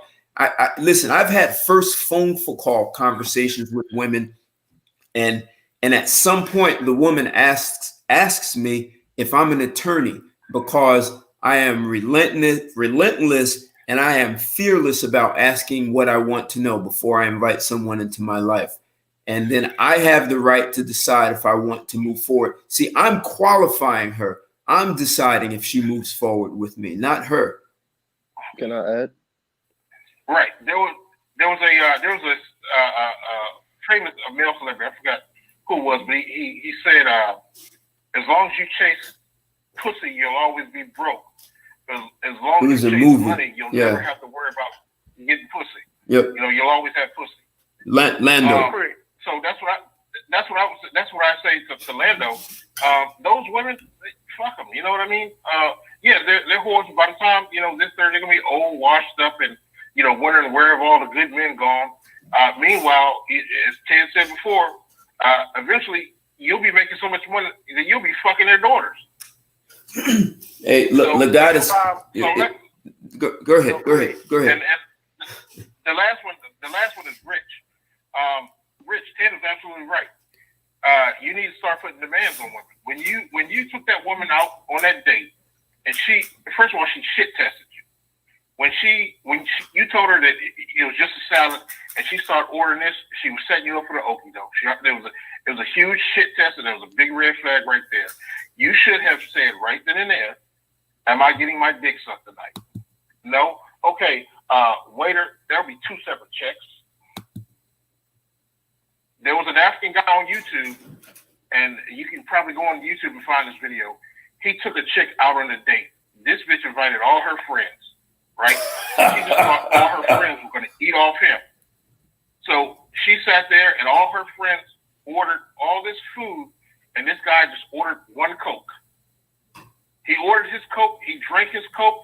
He asked the waiter for his check for just the Coke, and he got up and he left them there. Exactly. To pay for their own food. Exactly. And when it was all said and done, none of them had any fucking money. And the people at the restaurant would not let them leave. You know what they had to do? They had to end up washing dishes and cleaning and busting tables for the rest of the night to pay for their meals. Can I add to this real quick? You can put demands on them, and if they don't want to, succeed to your demands, then okay, fine, fuck them. There's always another. Hey, Chris. Whoa, no, Richard. I want to let Lando respond to him. All right, I completely agree with everything Chris has said. I mean, my mic kept going out, but for the majority, I heard what he said, and I agree. And I like to say, like Ted said, put expectation on these girls and stuff, right? No, and the thing is, I said demands. Oh yeah, demands. Yeah. Basically, though, the thing is with that, these girls have if you don't do it, somebody else with mindset. Exactly. So it's like you do gotta have a mindset of you just gotta be straight up with them. And the way I am now is like you just gotta be straight up and you can't expect nothing. If you don't get the girl or you don't get whatever, it can't matter to you. Exactly. Because these days nowadays with these girls, like it don't even make sense. Like what Chris just said, they didn't even have enough money to pay their bill. It's like they have beauty, whatever, they'll be dressed up to the T, but the mindset and what they come with is like baggage. They don't even if they're young. That's why I don't agree with the last caller. She was saying at 30, whatever. Like these girls right now are getting passed around my age. So why would I'm gonna build, but why would I build? And then when I reach that age, I come back and like, yeah, you didn't want me then, but look, I did all of this. Do you like? I'm not gonna do that. So it was like, it doesn't make sense. So this is my question, Chris. Chris. Yeah. I'm gonna direct this question to you. So back to both what you and Lando both just said. So a man that does got his stuff together. So where does that man even put his efforts in the women that's still been groomed, the young ladies that's been groomed for wifehood? They're not being groomed for wifehood. You hear what I said? They're being groomed to be whores. I'm talking about at the end of the bill to find women in other else. No. I mean, they become Muslim. Not unless you want to become Muslim. I'm saying other than Saudi Arabia. How many other countries still practice? Unless you are going to the Middle East where they have a strong patriarchy and family unit, then no, I would say even in Latin America, now Latin America they're starting to become a whore culture because a lot of American men are gravitating there because they've given up on American women, so they're going over there and just turning those women into whores. Well, you know, the Middle East is the only. the Middle East is really the only place where prostitution is frowned upon. It's not, and women who prostitute themselves are shamed, and so they don't do it, because they know there's repercussions for it. If you go to Latin America, it's getting back to the U.S. And you can tell by the birth rates. The birth rates, there's always these negative things that happen because women becomes whores, So we've talked about the divorce rates, but also the birth rates. The birth rates are falling because men aren't playing the games anymore. So now we're gonna have, a future like there's gonna be no one left to work in the future, What? because the babies will start being born to sustain. And then, Kendrick, I'm sorry, let me ask you a question. Yeah, what's the divorce rate like? What, 51%? That's the divorce rate? They talking about No, pushing higher than that. No, way higher than it. no, it's not way. It's not much higher. It's under. It's about 53%. But Okay, Kendrick, the divorce rate is 53%. That's what we said, right? And of that 53% of divorce rate, according to Ted, when I think he's correct about this, 80% of the divorces are initiated by women. I believe it. You believe that? Okay, right. So if a woman can go to a church, look you dead in the eye and say to you, I'm going to stay with you until death do us part, and still divorce you at a percentage of 80%, what makes you think if you're sitting in Olive Garden with a woman, she's not going to look at you dead in the eye and lie to you? What would you think that? Come again, I didn't hear the last bit what you said. What would make you think a woman who can lie before God and everybody else that she's going to stay with a man until death does do their part, right? And we just said, right, divorce rate 80%, right? They initiate divorce. So obviously, they're standing before God, the pastor, and the whole congregation lying, right? So what makes you think that if you took that same woman or another woman, I don't know, Red Lobster for dinner, and you ask her a question, she's not going to lie to you? Why would you think that? Am I supposed to say yes or no? Hey, wait, Kendrick. Someone in the chat said something interesting. Lagata said, "Ted's generation of men did not force women to be honorable," and there's a lot to that, right? And that's what I was saying. Men started following women, and it's still happening. And as long as men allow a woman to shit test you and then have you follow her direction, of course she's going to lie to you because she knows that she can. But that's what you saying though, Richard. Thanks for coming back to me. Thanks. I appreciate that, Kendrick. I don't know where else this came from. But I'm mainly gonna be like to answer your question. I'm gonna be like Chris. I'm basically gonna be trying to mess with somebody of a strong Muslim faith or something like that. Somewhere that with the men, like you said, got a strong patriarchy rule over what's going on. The only thing about that, but you can't. You have really to bring their culture, because you have to. It's much harder than you think. You can't just say that. And particularly if you dealing with economic wise, I'm talking about especially economic wise, Chris. You just ain't gonna just jump up and move to that man's family, marry that man's family, without that man knowing what's going on. I know that, but and like you said, you gonna have to bring some skills or something into that man country. I get that too. Yeah, but there's you're gonna have to convince the men. You're gonna have to convince the men exactly and his family that you are worth it. Yeah. Yes, sir. Once you convince the men will say, okay, yeah, they'll talk to the daughter, they'll let the daughter know, okay, this is a good husband for you. This is who you should marry. But until you bring something to the table yourself, you're not going to do it, and you can't be, a low value man and do that. I would say that if you're making less than 6 figures, don't even look to go to the Middle East and try to convince one of them that you want to marry their daughter. Well, you have more than the Middle East, Chris. You have more than the Middle East, Southeast Asia. So you go Indonesia, most like 90% of Indonesia is Muslim. Malaysia, Singapore. You still got to keep them overseas.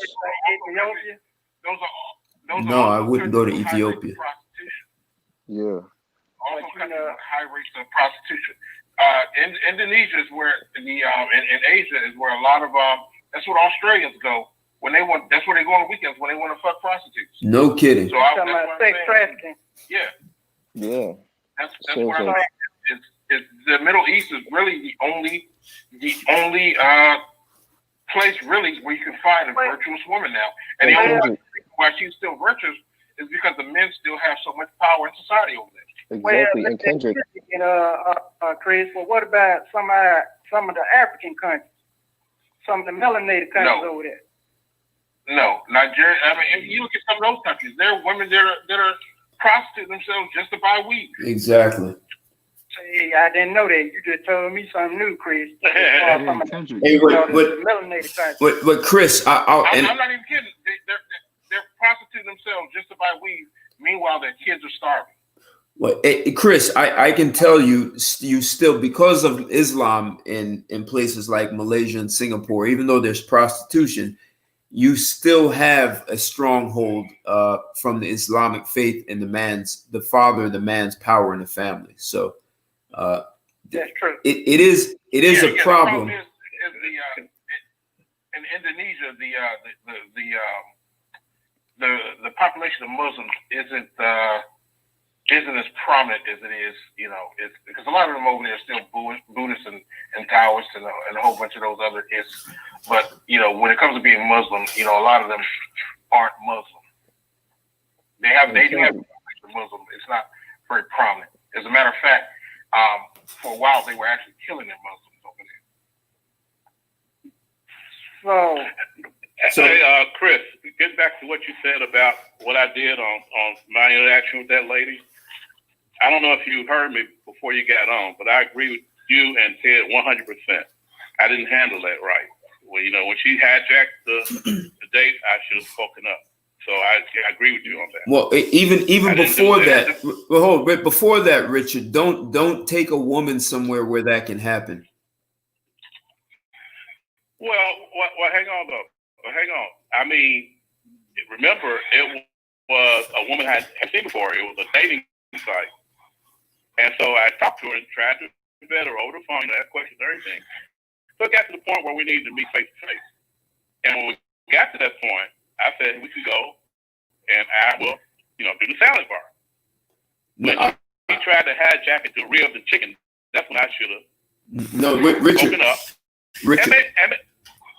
What I'm saying is take her somewhere where that can't happen. Starbucks, somewhere where that cannot happen. right. It's a meet and greet. Wait, that's a good point. Let me say this. If I would think, if I was of the mindset that she would do me like that, I wouldn't have asked that in the first place. You don't have to have that mindset. You don't take her in an environment where that can happen. No, I'm saying if I had thought she would have done me like that, no, I never would have. It's a lesson learned. No, you just don't. That's right. No, you just don't. You just don't take. You don't. You're missing this point, Richard. If it's a meet and greet and you haven't seen her, you don't go to places like that. You go somewhere where if you want to get up and walk away because didn't present who she is not what she presented online, you can just walk away. Let me tag Letitia. Can I tag Letitia? Hold on, Richard. Hold on. Somebody said it earlier. You could have met her at Starbucks for coffee. That way, if you're gonna pay for anything, at the most, this bitch can order a venti latte and cost you $4. But she when you took her to that restaurant and she started ordering that all that chicken and shrimp and all this, 90 seconds. Down right then they say, wait a minute, am I getting my dick sucked tonight? Yeah. Well, yeah, nah, bitch, you better order that. You better order yourself a glass of water. I mean I think you're 100% right. But You better get a glass of water and a napkin. I think you're 100% right. Let me tag out to Letitia. Letitia, you're still here. Letitia. Okay. 60 seconds. Letitia. Okay. Does it make sense? Okay. I met this lady on Plenty of Fish, and we talked for maybe about 2 or 3 weeks. And then I finally asked her out. If I thought that she was going to do what Ted and Chris and everybody else is saying, if I believed that that's the type of woman she was, would it have made any sense for me to ask her out if I believed that? No, it wouldn't have made any sense for you to ask her out, but you didn't believe her. You didn't ask her a pertinent question to prevent that situation, and whether you knew that or not is irrelevant, and that's what Ted's trying to tell you. It's irrelevant. You don't need to know if she's going to do that or not. You just need to protect yourself. Don't worry about her. No. Protect yourself. Richard, you watch boxing? Richard, you watch? Hang on, Chris. Let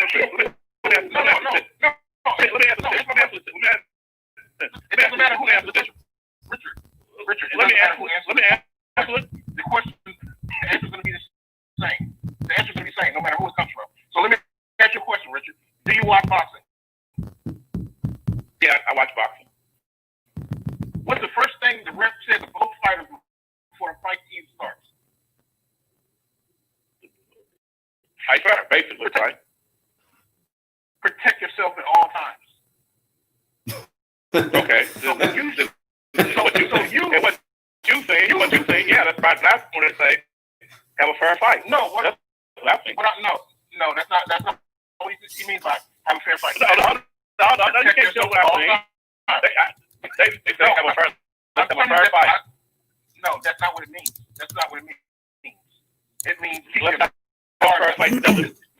don't hold your hand to your side and expect him not to hit you in the face. So don't have a fair fight. That's what that means. That's what that means. Yourself. No, Richard, protect yourself.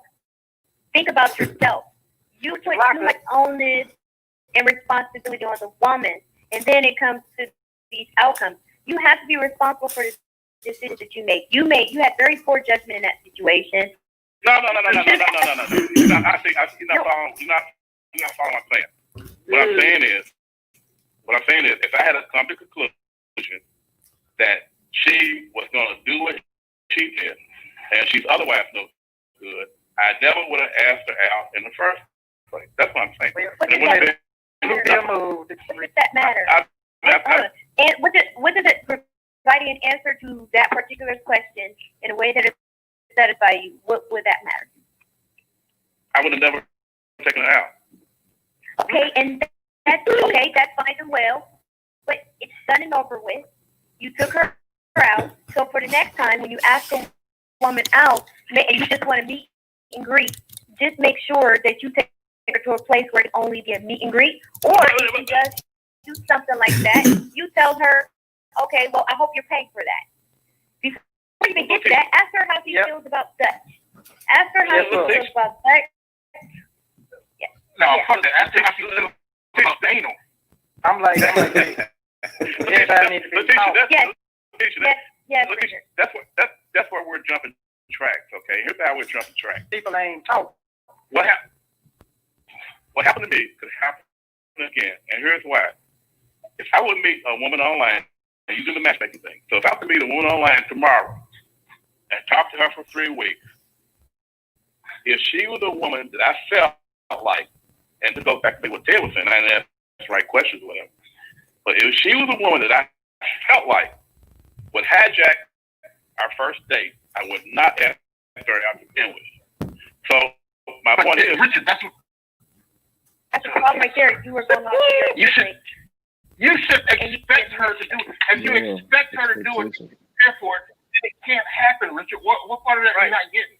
And so why are you saying that? You should because I don't expect her to do it. I don't necessarily expect her to do it. Richard, I get what you're saying. Yes, I get like that.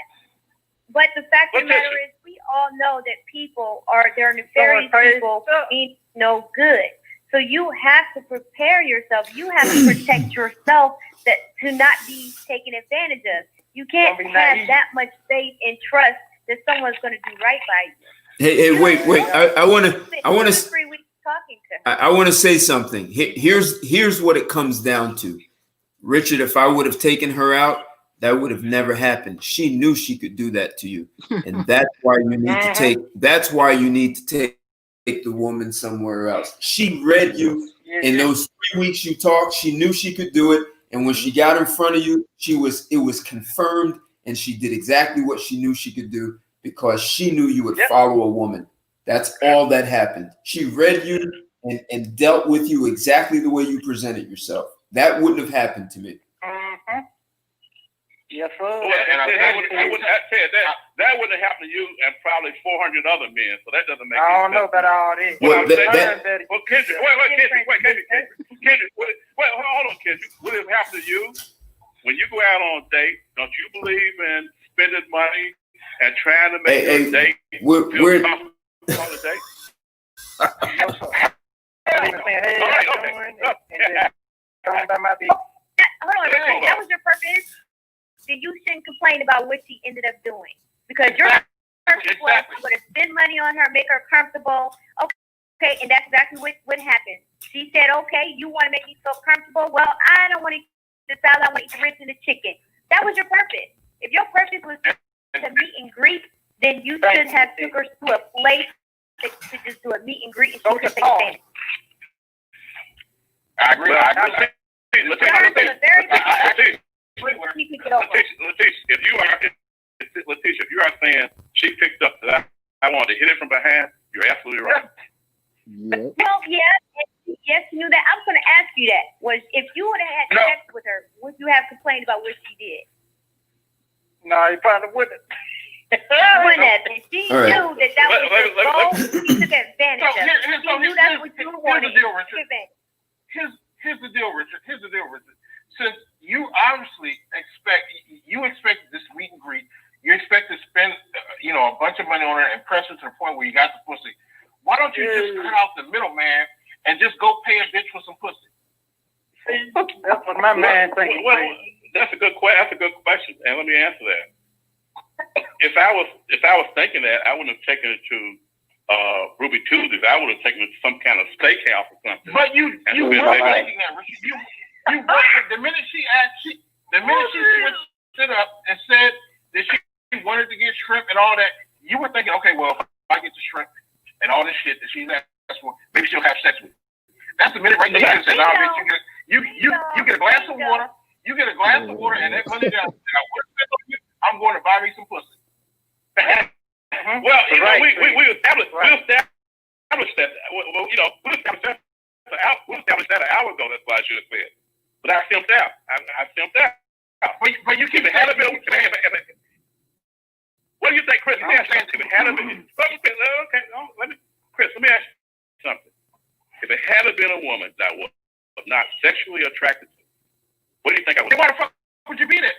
Why the fuck would you told her she because it was a big increase. I hadn't seen her before until then. Okay, Richard. Who the fuck does a meet and greet with an ugly bitch they're not attracted to? Come on. There's a lot of ugly bitches out there. There's a lot of ugly bitches out there. And if you just want to buy an ugly bitch some food, you have every opportunity to do that every day. Yeah. Can I ask you a question? This is a woman you were physically attracted to, and you wanted to fuck, and you thought spending money on her was going to impress her, and you've been doing that shit. You've been doing that shit. Can I ask you a question? You've been doing that shit since 1960, and it ain't fucking. Let me ask you a question. Let me ask you a question. Well, wait a minute. Let me say this. First of all, Chris, it's work because all I want to do is pump and dump, so it's work. Okay, now let me answer your last part of your question. When I got pump and dump, so how did it work? I'm going to answer that. When I got pump and chump. established that. I don't know why you got to keep saying that. We've already established that she had access. We've already established that. Got it. All right, continue, Richard. Yeah. I'm agreeing with it. Hey, do I have to figure it out? Let me state plain and simple right now. When the girl walked in to Ruby Tuesdays and her body was banging at like 58 years old, I said that. You got Chuck for a 58-year-old woman. That's somebody's grandma. Somebody's grandma. Chris, as usual, you only heard the part you wanted to hear. Listen close. 58 years old. That's all I did. Listen closely. At 58 years old, her body was banging better than a lot of 28 years old that I've seen. I don't give a fuck. So her body was banging. All that shit. Wait. Let him finish. Let him finish. I want to hear this. Let him make his point. Go ahead, Chris. Let Chris make his point. Whatever his point is. I don't give a fuck. That bitch still got an AARP card. All right? Men do not look at fucking older women like that. You damn sure don't let a fucking 58-year-old play you for a free meal. The fuck is wrong with you? Oh,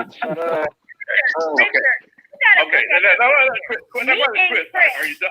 Chris, are you done now? Are you done now, Chris? Are you done, Chris? I want to hear Lando. I want to hear Lando after this. I want to hear what we've got. Let's keep the. Are you done, Chris? Got you, Tim. Yeah, go ahead. Okay. Let me say it one more time. At 58 years old, she had a body that was banging than most black 28 years old, I think we have something that. No, let him finish, Chris. Because when he walked through the door, she knew she wasn't gonna have sex with him. Yeah, he had a neon. At that point, she know how much money I was gonna spend. She was not having sex with you. You couldn't buy her, Richard. You couldn't buy her. You couldn't buy her. She already knew by the phone conversation that you guys were having that she wasn't giving you nothing. Exactly. She wanted that free meal. Exactly. That's it. That's all that happened, Richard. You didn't say Starbucks. You offered to take her to Starbucks. She would have turned you down. But you said Ruby Tuesday, and she figured she could get a nice little meal out of that. All right, great. I agree with all right. Hey, time out. Kendrick, Richard. The fact that you got me and Chris up here agreeing to something, that's to tell you something right there. Wait, Letitia, if what you're saying is true, Letitia, she would not have wanted to see me again. She did want to see me again. So because she knows she can get another free meal out of you. Richard, she told you the first time, and she figured she can get another meal. Exactly. Get sex the second time. Damn, man. Wait. Hang on. Chris. That's exactly what I wanted her to think. All right, so. Why would you get mad about the meal? This don't make sense. Yo, Chris. I didn't get mad. I wrote that story and it grew legs. It's just like when I was on Straight Talk. Mad. That was hyperbole. That's because I want, I write stories on Straight Talk. I wrote that story in another group, and for some reason that story grew legs. And once it grew legs, I was seeing all kind of stuff. All right, hold it. I want to hear. Wait, time out. Kendrick, time out. I want to hear what Lando has to say. Just time out. All right, so for this one, for Richard, I feel like the first mistake is you found her on like Plenty of Fish, right? I mean, I'll be on Tinder. Well, I don't take Tinder seriously anymore, but I used to be on Tinder. So I would say the first mistake is you met her on Plenty of Fish. You took her too serious. Like, she's on a dating app at 50 something years old.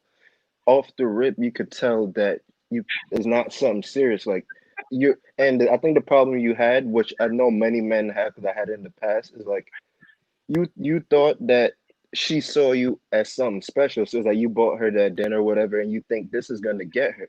But you gotta remember, it's like you just one of many on the app. It's like she's probably doing this over and over. So it's like you gotta get whatever you want, and then as I say, like let them follow. If she wants to whatever be with you, whatever. If she want, but if not, it don't make sense for you to lead with your wallet, whatever, spend on these women when they're doing it to multiple men. Like you just one of many.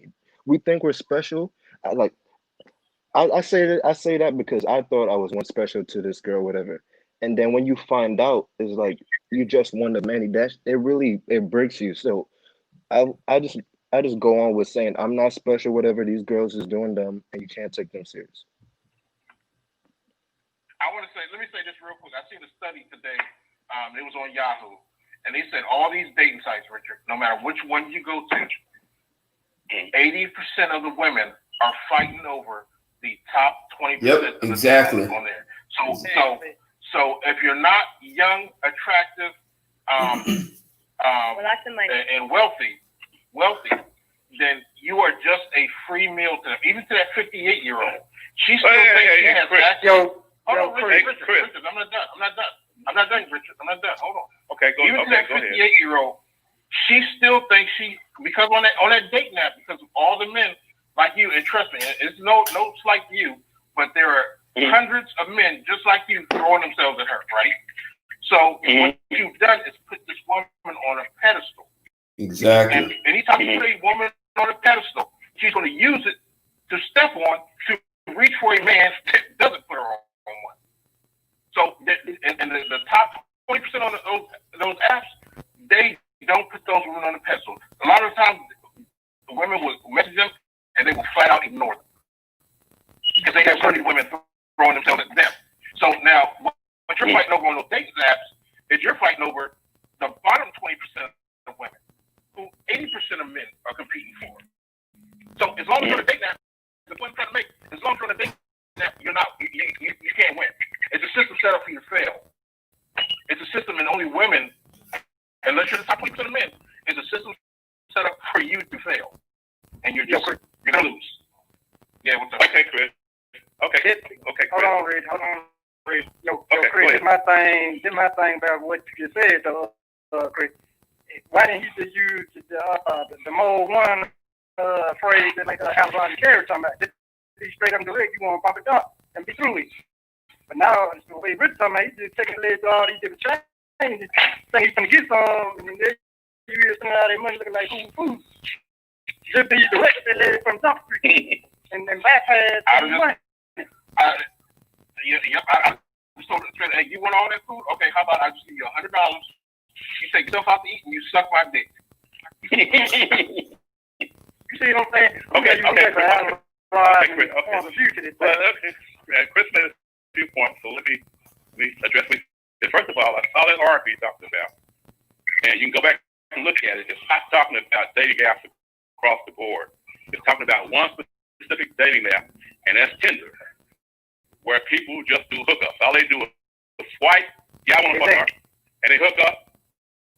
All they do is swipe, yeah, I want to fuck him, and they hook up. What you're talking about was only done for Tinder. You can go back and look at it. But there's other sites that go back and look at it. It was only for Tinder. I'm telling you, the tax study may have been Tinder, but they've already done studies on POF and and all the other dating sites, and the results are still the same. Even those old bitches on there still only want to fuck dudes in their 20s. Yes, sir. They still think they have a right to fuck dudes in their 20s. Like I said, that is specific to Tinder. If you got a website like this across all, I'm just trying to figure out why are you making so many excuses and justifications instead of just listening and hearing and retaining, so that going forward things could be different for you. When you stay stuck in this one space, you're not going to go anywhere. You're going to stop moving. Because he's on the feminine side. You know, Chris, if it wasn't such a good talk show that Ted is having, I'd go down that rabbit hole with you, but I'm not. So wait, Richard. Wait, time out, everyone. What is it you're hoping will happen in this conversation? So you got played, right? And you're open, you're letting her know you're open to getting played again. What is it you're hoping will happen here?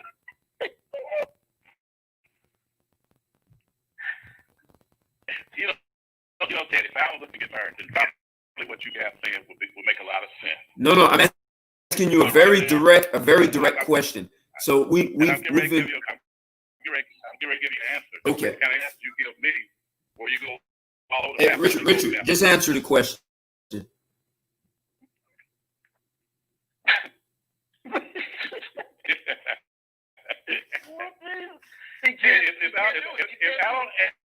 If I don't answer the way you want me to answer it. Okay, so you don't have an answer. You don't know what you want. Let me answer, Chris. Let me answer. I think he asked me, what did I learn as we move forward, right? No, I didn't. What is it you want to see happen with this situation? You got played. You're willing to get played again. No matter what anyone says to you, Letitia's asking you, why do you keep justifying, and you want to be right about something. So what is it you want to see? We got it. You paid more money than you wanted. There's a better way to handle it. You understand that, okay, you now going forward have a choice. If you want to do the same thing, you understand what's going to happen. The next time you can't say, I didn't think it would happen, right? So what is it you want to see happen with this situation we're talking about? Okay, this is what I want to see happen. I think the biggest difference between the guys in the group, especially Alex, is that when I go out on a date, I just don't see one path. You know, I don't see one path where this is going to be my wife or this is going to be my significant other. I'm going to have a lot. I don't see one path. I see two paths. Hump and dump or the long-term relationship. I see two paths. What? What's so hard to understand about that? I see two paths. That's where you go. No. Richard, let me help you increase your chances. I want to help you increase your chances. I want to help you increase your chances the next time you come across another 50-year-old. So would you like me to give you some advice, sir? Please do. Okay, so if you're taking her out to eat, this is what you do, right? You just show up at her house with like some arthritis cream, maybe a walking cane, some Polydent, and a knitting kit or something like that. Because old ladies like to knit, and you offer her all that, and maybe she'll give you some pussy then. Chris, you just hit on the reason why. You just on the reason why I was able to, that one was able to play me, because that's the first one that I dated in the last 5 years. That didn't have to show up with aspirin cream. That didn't have to show up with a walker. That didn't have to show up with crutches. That didn't have to show up with a massage. I didn't have to show up with a Hoover ramp. I didn't have to show up with a Stairmaster. That's the first woman that, post my age, I had to do that. That's why she was playing me. No, the reason why she played you is because she is so from what you're telling me, yes, she's 58, but she's very attractive for her age, and men are still interested in her, right? But she knows what she's looking for. She had already discerned that you weren't it. The problem is you're waiting to the date to decide what you want to do. If it goes one way or the other. No, you need to decide before if you want to do a pump and dump or if you want to get to know her for a future relationship. Because then that will determine whether or not you should court her accordingly. I don't think she decided. That's where we kind of disagree.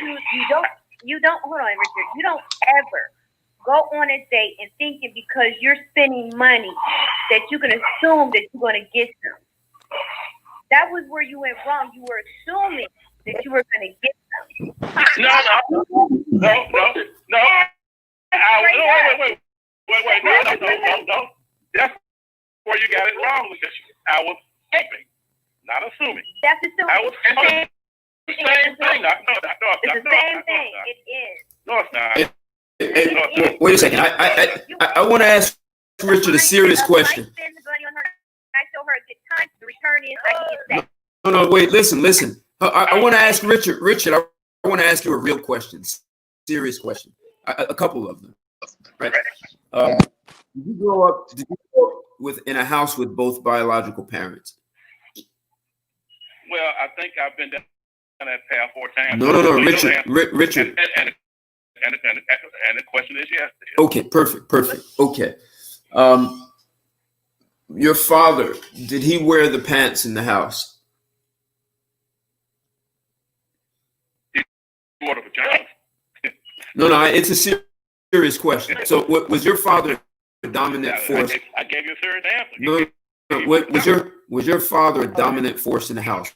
Did your father exhibit manly power in growing up at home? No. No, let Richard answer. Please don't help him. No, wait. Don't help him. Let me back up. Don't help him. Let me back up. Let me back up. Don't help me. Let me back up.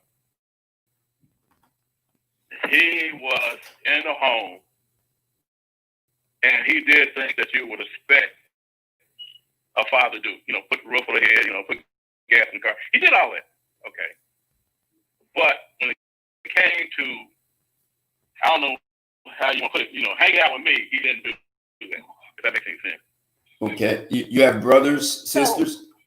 No, Letitia, wait. You have brothers and sisters? Yeah, I have brothers and sisters. You're the oldest? One of the seats, two. You're growing up. You're oldest, youngest, middle? I'm youngest. You're the youngest. Okay. Did he hang out with your other siblings?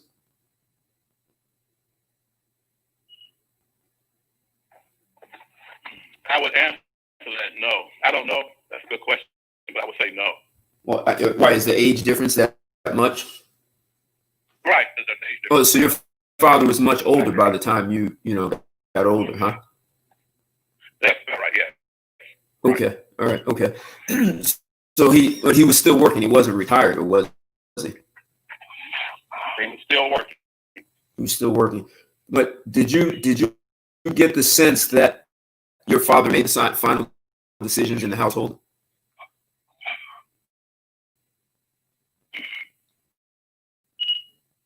I think the decision was more like, I don't know if this will make any sense to you. Maybe like 90% on my mother's side, 10% on his. Maybe 80-20. And how do you? I don't know if it makes sense, but that's No, it does. And how do you know that? what I saw coming up. Okay. All right. And how did you see your father because of that?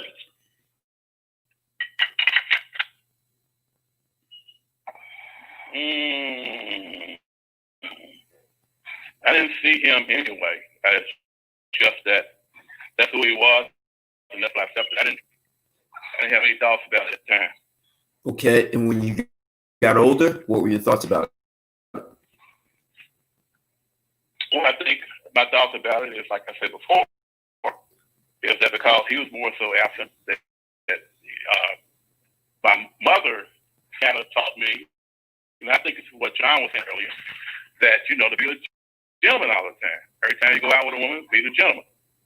And I don't think my mother was going to say, women ain't shit. I don't think she was going to say that. So I was always taught to be the gentleman. Okay. And so maybe John was right when he said, maybe he picked that. When I didn't say anything, I was trying to be the gentleman in the situation. Right. When and I get that. I get that. A mother would definitely do that, right? So, but when you got older, how did you see your father? What was your father? What was your impression of your father and his manhood?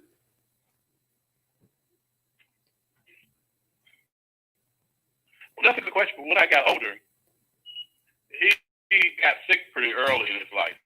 Of course, he's deceased now, but he was sick for about maybe 10 years. So I can't really answer that because I don't know what kind of man he would have been if he got sick like he did. Well, just seeing that that 80 to 90% of the time your mother made the decisions in your house, and your father, he was there, but I think you used the word like he was there and absent at the same time, correct? That's fair enough. Yeah. So what did you think of that when you were old enough to kind of comprehend relationships?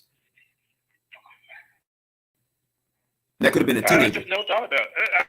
I never thought about it until you asked the question, to be honest. I never thought about it. Okay. Did you ever, you ever have any resentment about your father not spending time with you?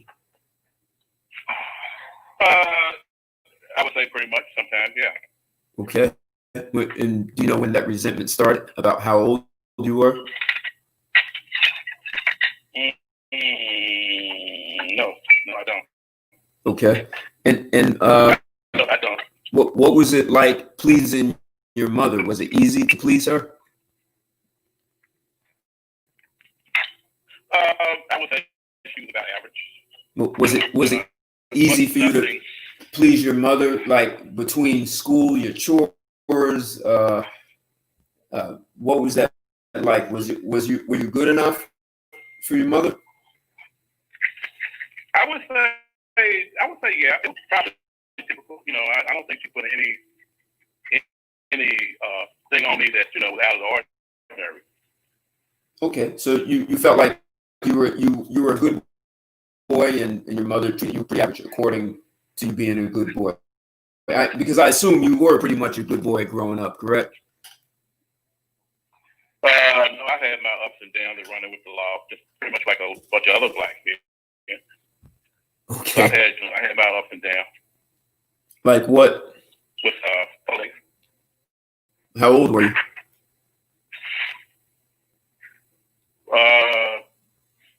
Actually, I was probably about 17 when I had my first running. It was racing, cars, that kind of thing. All right, but no robbery and no gangs, just racing cars, no, right? No, nothing like that. No robbery, gangs, or nothing like that. Okay, but you were speeding. I mean, I can relate to that. Hell, man, I was racing. That's a bit different. I was racing, which is another notch above speeding. I was physically racing another car. I trust me, I understand that. Yeah, I did that a lot. Okay. So your mother, she's still alive or no? She died 3 years ago. All right, sorry to hear that. Okay. And your mother's expectations for you in marriage, what was that like? I think she was like all mothers. She expected me to get married. I shouldn't say expected. She hoped they got married. And so what made you not get married? It just never happened. What did you I ask? never met a woman that I felt like, I guess it's one of those things where I never met a woman who felt like I wanted to marry.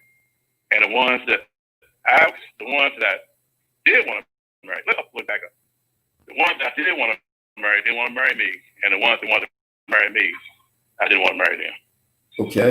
All right. So that was pretty much what it is. And you still want to get married, correct? I'm not sure. That's a good question. Okay. So when you say you take women out and you have two roads, pump and dump, or the other is you're not sure about that either, are you? What do you mean? I'm not sure about it. Well, you said you have two roads. I forget what the other one was that you could possibly pump and dump, and the other one was, what was that? Well, a long-term relationship. Somebody who I have a long-term relationship. Okay. All right. So did your parents ever give you advice on relationships? Aside from be a gentleman? I would say that was primarily what it was. Be a gentleman and always do the right thing. And that kind of thing. And did you have an interest to have a relationship just like your parents? Yeah, they've been married for quite some time. So yeah, I wouldn't mind having a relationship like that. Even though your father was absent and present at the same time and you resented him, you still wanted to have it? Well, that is a good point. Because at this point in time, if I was to get married, I don't know. I'd probably want more of a business type relationship than a marriage because I'm doing my own thing, and hopefully she'd be doing her own thing, and I don't have time or desire to sit around and play footsie with my wife. I don't have time or desire to do that. So I'm not sure marriage would be right to me at this point. Okay, I understood. So if all your mother did was say, be a gentleman, right, and you didn't get much guidance, it sounds like you didn't get any guidance from your father. How did you learn how to deal with women or girls as a teenager? How did you figure that out? Well, I guess if anybody in my situation would have done, they probably, would have gone out and, just by trial and example and observation. It's the only thing I had. So you had no support to help you? No, your older sibling, cousin? Well, we talked about this before, and I think that you said one of the differences between you and I is that you had sisters. I think you said, I don't remember you telling me their ages. I'm the oldest of four. Richard, I'm the oldest of four. My sisters are so young that it's insignificant. I took care of one of my sisters. That's how much younger they are. Well, that's what you tell me tonight, Ted. The last time we spoke, you said. Hey, Richard, listen, Richard. Maybe not. No, listen, Richard, listen. I'm the oldest of four. When my parents died, I took over the family. I'm just saying, I got that. That's not something you lie about. When we had a different conversation, I was led to believe they were older.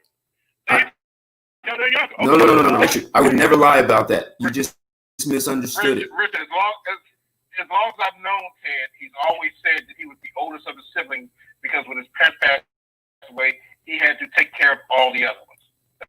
How long have you known Ted? No, but I've said it on the show. 3 years now. Several times he told me this a long time ago. I mean, he makes no qualms about it. He said this several times. It's not just you've been engaged with Ted a lot more than I have. So maybe no. Richard,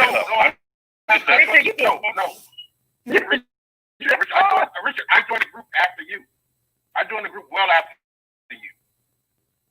As a matter of fact, I joined just as some fun to do, just to get a rise out of black women and argue with them. So Richard. Let me say this, Richard. I don't mean to interrupt you. I just want to say this. Ted did an interview with an Arab, young Arab boy, Khalid. His name. Exactly. This boy he's raised by his father, and you can tell he has a strong male presence in his life. Richard, I'm not trying to be funny, and I know you're going to get offended by this, but what is he, 16? Ted? 16. That 16-year-old boy, Richard, can answer questions better than you. I'm not going to right now. This is me being absolutely. Hold on, Richard. This is me being absolutely serious right now. That 16-year-old boy can answer questions directly and way better than you, and it's simply because he had his father in life. I can tell. Matter of fact, everybody can tell at this point that your mother wore pants in the house, and she raised you to be an effeminate male because you just exude that. You can't stop it. You can't turn it off.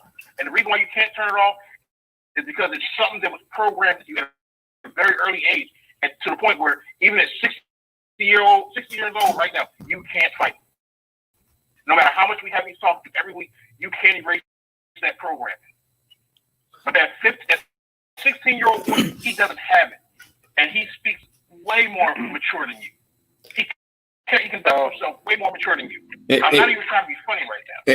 Wait, Chris, and wait 1 second, Kendrick. So, Richard, I did a show on where does a man get his power, right? The punchline was every man gets his power from his father, and if a man doesn't get that, then he has a different relationship to himself in terms of power, which affects all of his relationships with women, And if a man has any resentment for his father, especially in the sense of getting manhood from his father, it's very easy for him to have resentment towards other men also.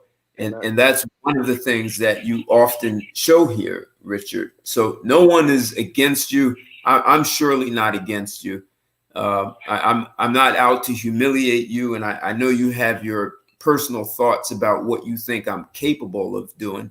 But that's more of a resentment that has nothing to do with me. So whatever you've learned about women has gotten you to where you are. And at some point, you're going to have to face up to whether or not where you are has gone bankrupt a long time ago and it offers no dividends to you. And either you're going to do something to completely transform your mindset, or you're on that dead end like a gerbil on a wheel for the rest of your life. Can I chime in real quick? That he's facing accusations. Let me ask him. I don't think that it's so much that I don't remember what word you used there, but I think it's more of, I don't like being disrespected. That's why it's I not don't take a lot of shit. Nobody's disrespecting you. That's just trying to help. In my opinion. Let me finish. Hold on. No. The minute I start talking, you cut me off. Nobody's disrespecting you, but just like a woman, that's a conversation you're having in your head to the point where you think we're disrespecting, and because you think we're disrespecting you, you feel the need to be combative. You feel the need to react to that. You feel the need to respond emotionally. No matter how you feel, Chris, no matter how you feel about me, my name is not Simp. And when you can I add? Someone, that's disrespectful, and that's what I'm talking about. I'm not gonna sit back and let you call me a simp. Can I add? Hey, hold it, Chris. Wait, Chris, time out. I want to hear from Lando, and just also, I got a Cash App for $20 from Alex. So thanks a lot, Alex, for that. Thanks for the support. Lando, I want to hear you say on this. All right, so this is for Richard, right? And I have a friend similar to Richard. He's 1 year younger than me, so he's like 21. But he mostly grew up in like, his house is full of females. Like, he got his mom, 2 sisters. It's just like him. I'm sorry, Orlando. I'm sorry. You were breaking up. I missed everything you said. Could you repeat it? I don't know why you just broke up on me. All right, got you. All right, so this is for Richard. So I have a friend that's kind of similar. He grew up in a household with he lives with his stepdad anyway, but he knows his dad. But he lives with his stepdad. But it's mostly like his mom, his grandma, and his sister. They have like a big influence over his life. So girls do him dirty. Girls do all of us dirty. So this is not specific, but girls do him dirty all the time, whatever. And then I will be talking to him, like we'll be sharing experience. Like we have these same convos on the phone because I try to like whatever friends I have that will listen, I try to put them on game, whatever. So we'll be talking, and I could tell him something like he could tell me a female did him dirty, whatever, or like a female, whatever. So I give him advice. Like it might seem harsh, but I'm trying to think about like how I could put it, like a scenario, but. Let me think of a scenario quick. So a female, he tried to bring a female out, whatever, and then she don't go out with him, but she go out with like another guy or something, and like flake on him. And then I'll tell him like, yo, next time just tell her come to your house or whatever. Don't even try to take her out again. She don't take you serious. Like he'll get mad at me for my advice, but he don't understand that like why are you not getting mad at the girl that's disrespecting you? That's why I'll be trying to like as black men, we kind of. I think we think another man is trying to disrespect us because he's like testing your manhood in a way, probably in your mind. But I feel like you should be mad at the woman. Like you got to be tired of these women disrespecting you. Like that's what made me think. That's what changed my mindset is because you just grow. Like all right, your mom do it, your sister, like all the people belittle you. Then you try to talk to a girl. And then the same, you got to start realizing that these women are human. Like some of them are attractive or whatever. And you're a man, you're like, but they're human. And just because they're attractive, that don't mean that they'll do you way worse than a dude would do you. But like we don't see that as men because like we're hardwired to have like sympathy for these women because they're women and we desire them. But at the end of the day, you can't let somebody do you dirty like consistently and you just cape for them. Like I don't know. That's my opinion.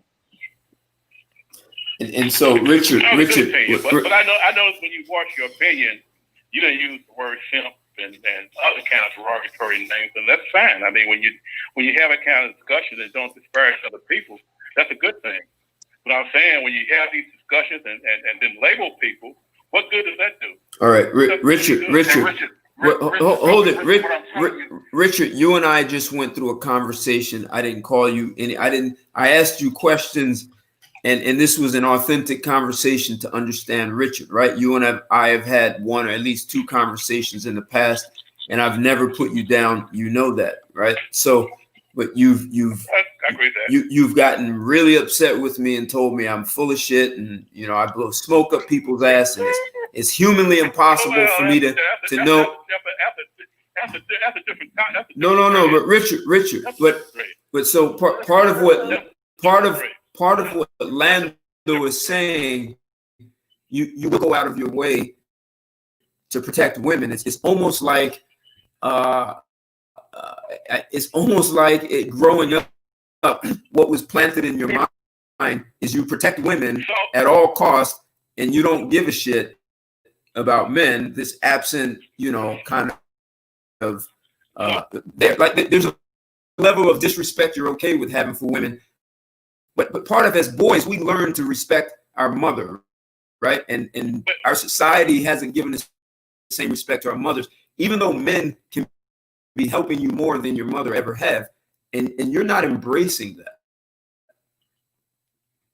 When Letitia was on your show, it was a good one, I might add. Thank you. She made a lot of points that I agree with. I agree with a lot of points she made. So since I agree with Letitia, was I simping?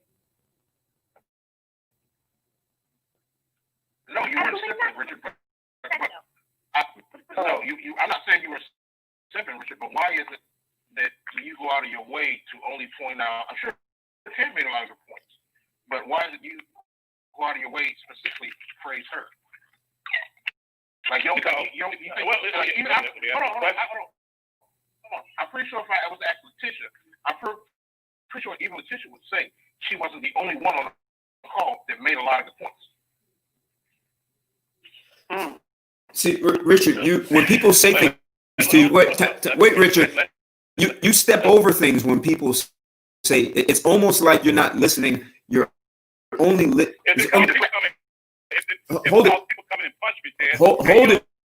it, Richard. But Richard, I just spent like 10, 15 minutes. You and I, almost like no one was here, and there was no punches thrown at you.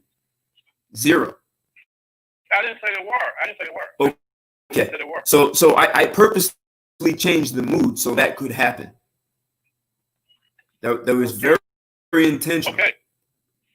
But like I said earlier, Letitia made, in my mind, a lot of good points, and I agree with her. And does that make me a simp? Because I agree with Letitia. Because she made the points that, quite frankly, most women would not admit to what she said. Got it. But I called yourself for doing that. You see, that's why I'm asking. No, see, there you go. See, your head. I didn't say you did. Look how emotional you're getting right now. I asked the question. I know more emotional than you are. I just no, Richard, time out. You are Richard. You are getting, your voice has gone up octaves, man. Yeah, I can hear you. That's because I'm trying to talk over 5 people who make points and won't let me address them before they get. Go ahead. You always deflect.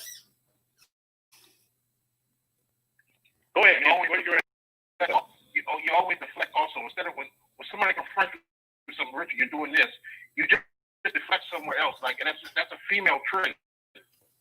Okay. What are you ready to say? What are you saying, Kendra? Chris, just let me I can address that, Chris. A lot of times when I was growing up, if you notice, when in particular, if when the ladies in the family used to come over, they used to always tell the boys, get your little nut head, step out the door and play. Get on, stop at the grown women's mouth, or go on that door to play. And that's what it was with me and his household coming up. When they was in there having their little girl chat, so they women chat to some kid and just sit up there looking at them in their mouth. They ain't pick up on grown folk conversation, Chris. And like you said, it's like what you just talking about with the Khalid boy. It's the strong having that male strong presence in the household have that positive imprint on their boy. See, I say that, man, I got calluses on my hands, Chris. I had tools in my hands. I wasn't that though, but just doing I was being constructive, Chris, like a man. You know what I'm saying? Yeah, but even you, Kendrick, there are certain female traits that you exhibit that I don't think you even realize. All right, give me some examples of it. Okay, I'm about to do it right now. You constantly talk about church, right? And I can tell that you were brought up around a bunch of black women in church, because if you ever go to anybody who's ever been to a black church knows that every time the pastor said one line, all the black women in church, go ahead, pastor. You do that all the time during the call, so where sometimes we can't even hear the person talking because you're saying and you're constantly giving platitudes to everything somebody says instead of just being quiet and letting that person talk. And that's something that that's something that a lot of women do in black churches, and the boys who hang around them. I have a nephew who does it, and I tell him all the time, I tell him all the time, look, dude, you need to start hanging around boys your age. Stop hanging around women so much because you're starting to act just like them. You don't even realize it. And Kendrick, to kind of go along with what Chris is saying, since everybody was jumping on me, to kind of go along with what Chris is saying, when you do that, it doesn't depend on what somebody says. Somebody can say, the sky's green, and you go, yep, Somebody come right back and say, well, the sky's yellow. And you go, yeah. So you use credibility. No, yeah, you do. You do it all the time, Kendrick. You do it all the time. Chris, Ted might say something that's right on point, and you'll go, yeah, Ted, that's right. I believe that. And then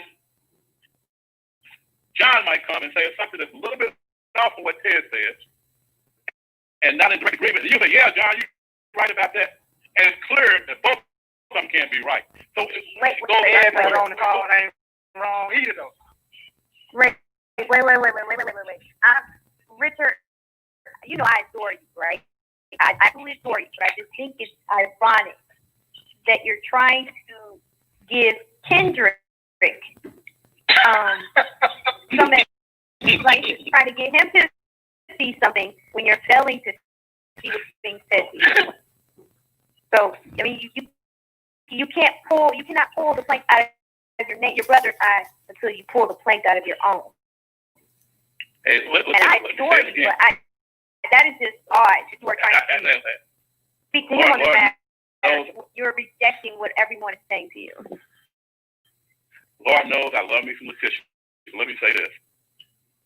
I think I said more than once that these guys have beaten me down and made me look, feel, and realize I acted like a simp. When I didn't stand on my hind legs and told that girl, no, or do what Ted said, don't eat, and then get confronted. I've admitted that. But we've had this talk with Kendrick before, and he's doubled down. And that's what made Chris.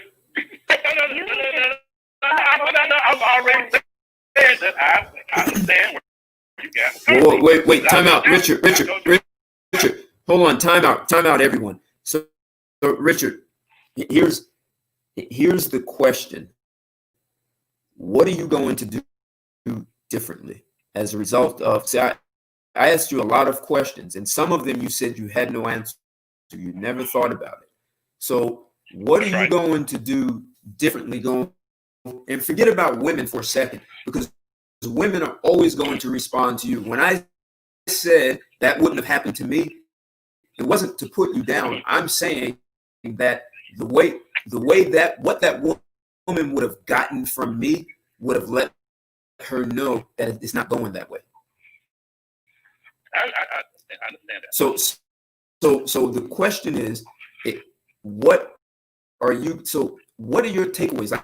Like, what is it Richard is going to do? Because this has nothing to do with dating. This is your entire life, Richard. And when people are for you, you justify so much that no one can be for you. It's like you're backing people off. So I can only imagine dating that this is not happening in a vacuum. This is who you are, Richard. So you're pushing women away and don't even realize it, because the same behavior is just who you are.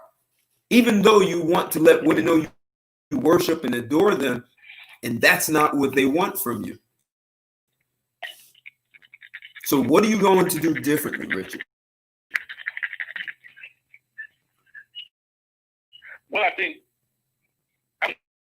my life has two different paths: my personal, my professional one, and on to retirement, and here after retirement, what that is.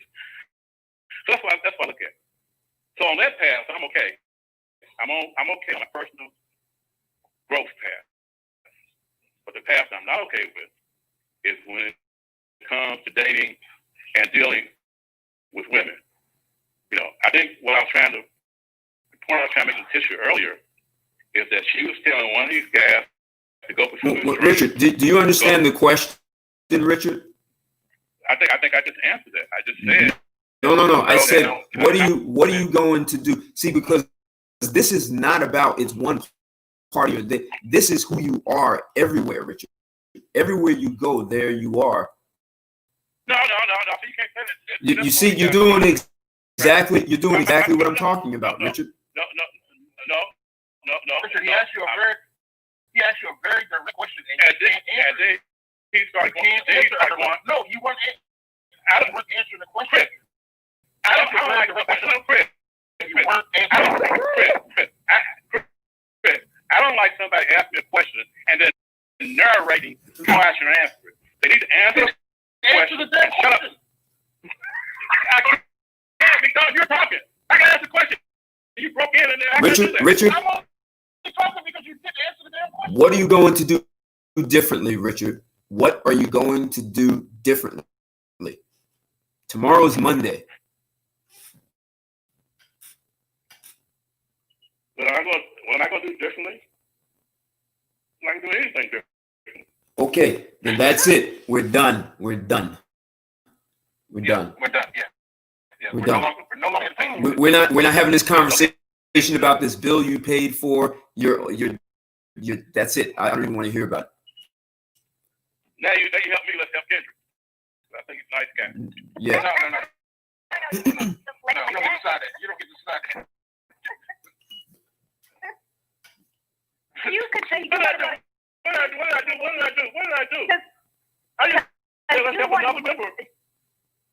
You want to move on to Kendrick so that he can be off of you. And Exactly. I get it. It's a lot. Trust me, I've been there with these guys. It's a lot. No, Ted automatically already declared that they were done with me. He did a declaration. We're done with you, Rich. But Don't get it. mean We're done. It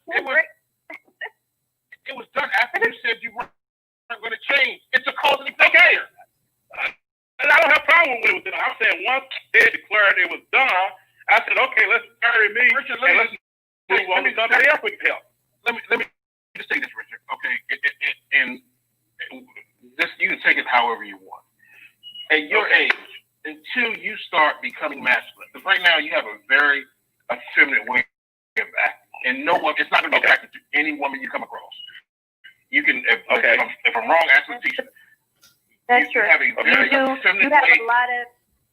You're attractive, but you do have a lot of feminine energy. And it's going to repel. It's going to cause a woman to either run from you or she's going to know that she can use you and take advantage of you. Exactly. And she's going to do just that.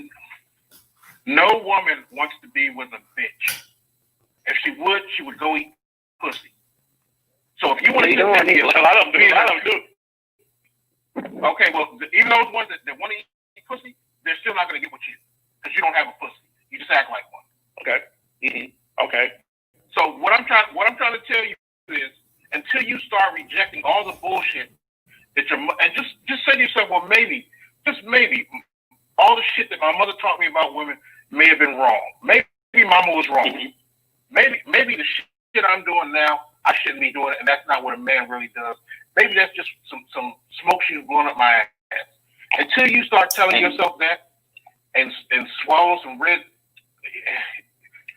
at this point, I think you need an overdose of red pills. Until you start swallowing some red pills, nothing's going to change for you, Richard. Hey, Chris, you say marriage. Chris, hold on, wait. Hold Chris. on. You say marriage. You say marriage. I hate to tell you, but you're not a multimillionaire, right? So there's not a whole lot of women out there that just want to marry, even if you're doing well for yourself. There's not a whole lot of women out there that just want to marry a 60-something-year-old man just because he was doing well for himself. No, they'll use you for dates. They'll get free meals out of you, whatever. I'm just telling you that you still seeking marriage. It may not be in the cards, and you just maybe you accept that. And so, I just want to say real quick, Richard, I don't agree that your mom taught you wrong. I just think it was not balanced with your father. Your mother is going to teach you all that she knows about women, but that's where a father's essential is to balance that out and teach from a man's perspective. She taught me wrong because her being a woman, she did what you see on these groups and websites and chat rooms all the time. She made it sound like women can do no wrong. You've been in a number of discussions where you defend women and say, hey, it's not all women, it's not all women. My mother made it sound like it was all women. So, yeah, she did that, but she made it sound like it was all women. So when I met a woman, I assumed that she was supposed to be loved, well, not loved unconditionally, but there were certain things as a man I should do if I'm going to try to date that woman. You're right. I didn't have any balance from my father. My father didn't give me any balance, and maybe it's been different if he had it, but it came mostly from my mother. That's what I'm. And you were taught not to have any expectations from those women. You were taught just to do this, and this, and these women will automatically fall in line, love you, and all that. And it's a lie. Hallelujah, Chris. Here's the ugly thing. Most mothers set their sons up to be taken advantage of. Most of them. Yes. I tell men all the time. I don't want to say mothers do it intentionally. I don't care whether it's intentional or not. She sets him up. Most mothers do that. It's horrible. And someone has their TV or radio on. You need to turn it off. Yeah, whoever got the TV on. Yeah, and until you start rejecting, I tell men this all the time. The first woman you have to treat like is your own mother. Unless you're raised in a patriarchal society, which your father's already checked her for you. So as a boy growing up, you don't have to, when you become a man, you don't have to do that. But here in Western culture, and the first woman you're ever going to have to check is your mother. And if you can't do that, you'll never be able to check other women, and you'll never be able to become, you'll never be anything more than an effeminate shell of a man. So you mind if I make a suggestion, Richard? Sorry, keep going, Chris. And I'm just going to say, and no woman, I don't care how much they claim they like these metrosexual motherfuckers, you don't see them want to be with these metrosexual motherfuckers. No, women don't. Women think they do, but deep down, no, don't like a metrosexual. The only women who like a metrosexual man is a woman who likes to be dominant and in control, because she knows that type of man she could probably do that with. But for most part, women do not like feminine men and metrosexual men. It's a turnoff. Well, actually, Richard, Letitia, how does Prince come off to you? If he come off to you, how does he come off to you as a feminine man? I'm an asshole. He's a show, yeah. He's an a-hole. Yes, and I love it. I love it that she calls me that. Not likable at all. Thank you. Oh, Prince? I love it. Yeah. Yes, I'm an asshole. I try to be an asshole. Every day I wake up, I try to be a bigger asshole than I was the day before. Oh, Prince? We mean who, Chris? Yes. you, he just confirmed how I see him. So yes. Now, Richard, here's what you need to ask me. Here's the number one question you need to ask. Ask me if I care how she it's clear that he doesn't. Thank you. Absolutely. I'm already back that Letitia didn't talk about how sexy it was and how she loved her hair on her chest. And they can jump around and I'm surprised you didn't say that. I'm flabbergasted. Well, I don't. Letitia doesn't even know what I look like. Exactly. No, I'm talking about Prince. He's talking about the musical artist Prince, the musical artist. Oh, Prince. No, not Prince Chris. I'm talking about Prince the musician. Oh, Prince the musician. That's what I thought he said. That's too much. He's too effeminate for me. So you think he's feminine? What you're saying? Yes, he's too effeminate for me. Is that your idol, Do you Richard? think he's getting sex? Do you think he's getting sex?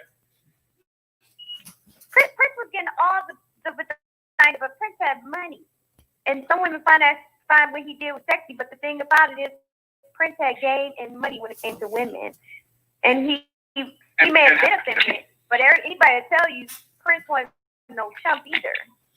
Yeah, that's what I was about to say. Prince was knocking motherfuckers out.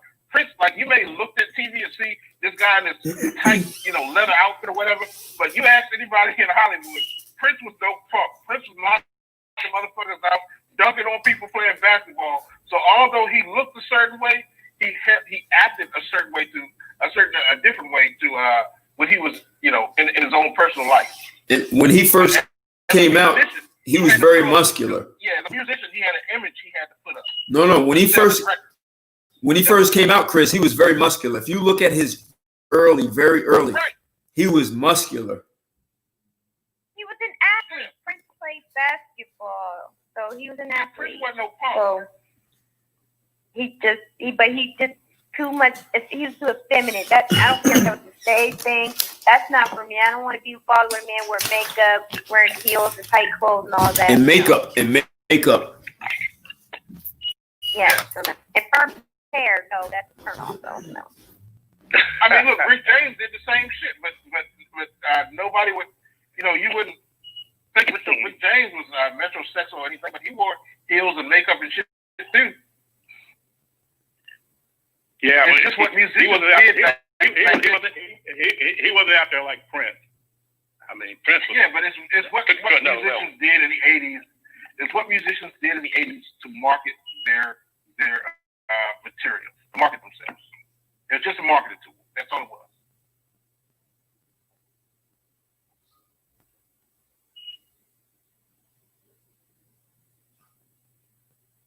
But when it comes down to it, Richard, I hate to tell you, no woman is going to want a man that acts like you.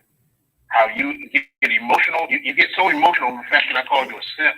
Like, I mean, I'm sitting here laughing, and what you don't realize is it just makes me want to call you a simp even more because I find it funny.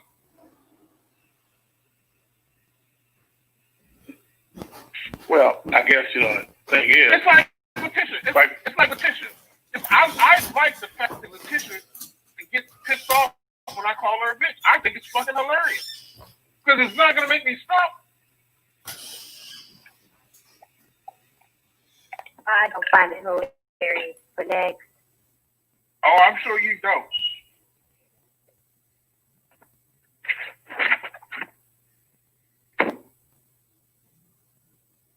All right. So you got it, Richard. There's something you're going to have to do with that. I got it. You said nothing's going to change. I got it. So we'll leave you with that. If you want it. So I don't know if you would ever have what it takes to put your mother in check. And I understand she's deceased like mine. But what could be helpful if you wrote a letter to your mother and a letter to your father to put them in check. There may be some things that you never said that you always wanted to say. And if you wrote that letter, there's a good chance you may have a different outlook on life. It's a suggestion. Did you do that? Did you do that to your mother? I wrote one to my father. You wrote one to your father? I did. Did that help you? Did it help you? It doesn't matter if it helped me, Richard. See, you're looking for answers from people, right? So all I'm suggesting is that you ask. You asked me 500 questions earlier. And I just asked you one. You got to walk on a tangent. All I asked you was, did it help you? That's yes or no. You don't have to go lecture me about anything. He can't help himself. It did, Richard. It did. I mean, you asked me 500 questions, and I politely Richard, I got it. Did you hear me answer your question? No. Okay, I said it did. Okay. So, you'll make that choice in how you want to do that. But my other suggestion, Richard, there are some things that you really might want to talk through with someone so that you can think about things that you haven't. Because you have, everyone has blind spots, right? And mental roadblocks. And those mental roadblocks don't affect one part of your life. They affect your whole life because it's a thought process that's in your brain. That's the way your brain is functioning now. And until you disrupt that thought pattern, you'll continue to do that in everything, and you just won't see it. Everyone has blind spots. It's not like it's good or bad. But if you want to break through and get somewhere you're not, you're going to have to uncover some things about yourself that are not so apparent. Okay? Yeah, it sounds like you've been in the past. So I'm sure you know what you're talking about. So thanks for the advice. You're welcome. You're welcome. So we opened Kendrick up. He's been quiet. He hasn't said once since everyone said it. Kendrick, where are you? I don't want to leave you like they opened you up. I don't want to leave you opened up on the table and dismantled. So where are you right now with what they said to you? I'm good. I'm sitting here with my Glock. I'm good. Ain't no skin on my back here. All right. This is not about Glocks. It's not. There with a Glock. All right. This is that. Are you sitting there with a gun, Kendrick? Are you outside somewhere? Are you somewhere dangerous? Are you cleaning it? No, but I'm sitting up here listening. But why are you don't need a block. I think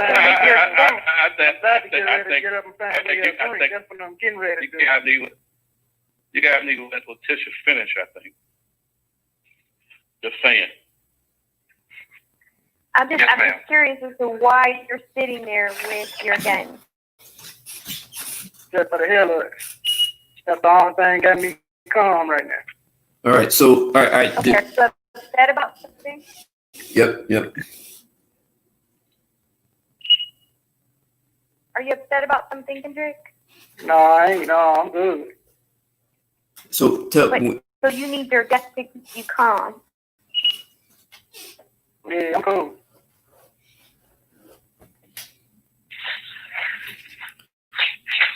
Hey, Kendrick, you mind if you and I have a conversation right now? Cool. All right. So when you say it's the only thing keeping you calm right now, what do you mean exactly? I'm focusing on, I'm sitting there focused. That's what I'm doing. Okay. And if I wasn't even listening to what y'all was saying, my mind is somewhere else. Talk to me about that. Where was your mind? Childhood reflections. That's what my mind was just saying. I ain't heard nothing y'all just said. That's really good. Really good. Actually, excellent. How old were you? The childhood reflection. 8. You said 8? About 7, 8. 7 or 8? Yeah, good 7 or 8. Yeah. Can you share with me publicly what happened? Oh, wait. Someone has way too much. Can everyone else go on mute? Hey, Chris, I think that beeping is you. Can you go on mute?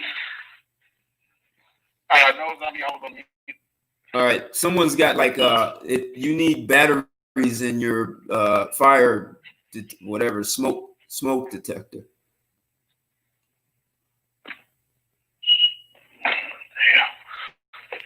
Who's got that beeping in the background? Is that you, Kendrick? Oh no, they ain't never been. No, it's me, Ted. I'm trying to figure out where it's at. Wait a minute. Just go on mute, Richard. Just go on mute. Okay. All right. Perfect. All right. What happened when you were 8, Kendrick? Oh, I was just, just had a backflash, back to happy point, just, out in the backyard, just thinking with some old junk out in the backyard. Okay. That's what I did. I stayed myself a lot of times anyhow. Okay. So that's what I did. I tinkered and I worked on lawnmowers. Did you? Really? That's cool, man. Yes, sir. That's cool. That's what that's what one of my hobbies was when I was a kid. So, okay. Like I was telling Chris, I found myself keeping myself doing something nasty.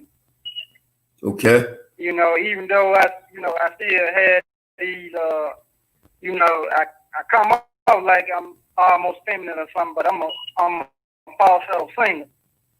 My grandfather was a blues musician. So a lot of the kids on my granddad's side, we still got a lot of the blues, falsetto type of voices. Okay. So, what? Tell me. Aside from fixing lawnmowers when you were 7 or 8,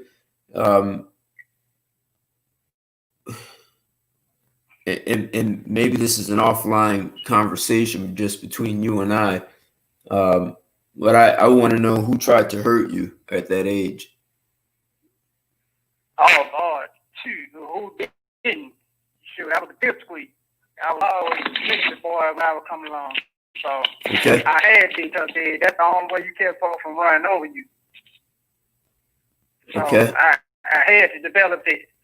You know what I'm saying? That's over a process of time. That ain't just no overnight thing. That's years of condition. Yep, and sometimes one incident happens and you make sure it doesn't happen ever again. You know what I'm saying? True. Yeah, I get exactly what you're saying. Right. Did that one incident happen around 7 or 8? Oh no, see, me just coming up in general, I was a cool dude, but you're gonna always have a few in the bunch, Okay. Who's gonna try to mess with you. They gonna always pick on the little dudes. All right. So then let me ask you, someone's got paper ruffling and just go on mute, man. It's too much noise. So when Richard and everyone here were asking you questions, did it remind you of any of that, Kendrick? Any of that stuff when you were? Oh yeah, it took me back. That's when I went silent. See, I was just sitting up there just reflecting. Okay. All right. So I'm. So the conversation could be really, really profound, right? And what I want to know is,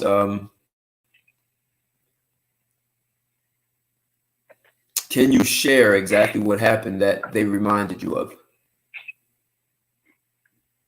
Because I don't want you to stay there, Kendrick. Well, I'm thinking. I was thinking of a specific time. I wasn't. It wasn't like somebody done jumped on me or something like that. I was just reflecting. Happy. You know what I'm saying? All right. So let me. Do you know that do you realize that everyone here is I want to say on your side and like they stand for you, like the guys, even Letitia. You understand that, right? Oh yes, sir. All right, cool.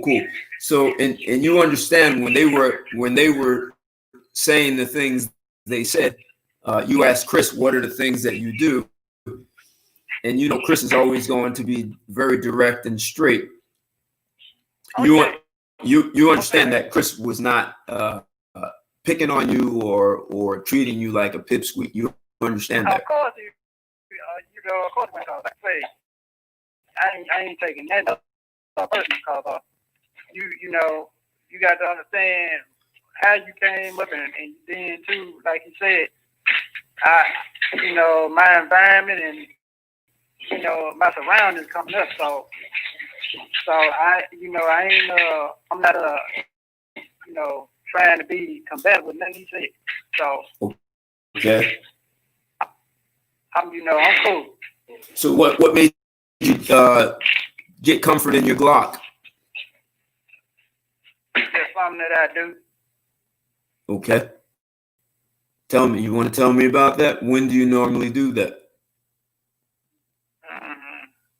Every seldom. And what motivates you to do it? Very seldom. Cause mostly got to do with the mindset of people out here now. Talk to me about that. I'm always on the arm anyhow. Okay. I'm always, I'm getting input, life input from other folks, but at the same time, I'm working on that anti-anxiety, social stuff that I would tell you about in the last session you did. Okay. So these conversations, they help, No Okay. skin, like I said, no skin on my back or nothing, All right. I'm sitting there cool. Okay. You want to ask anyone anything?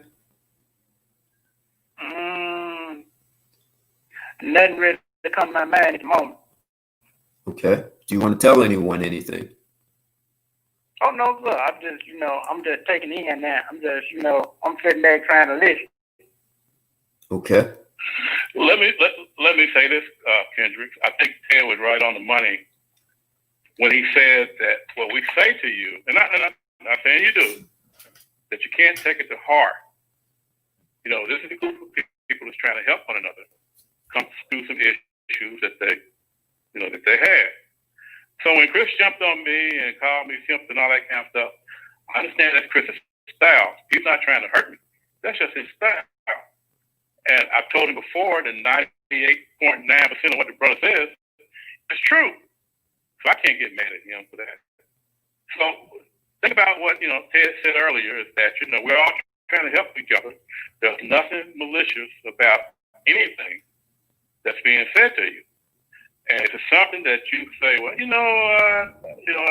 might need to work on that. That's something you need to go look at and work on it. A lot of women in the group don't believe like Letitia does. Thank God we got Letitia to bring some kind of sanity to the group with her observations and with her enlightenment, if she lets me use that word.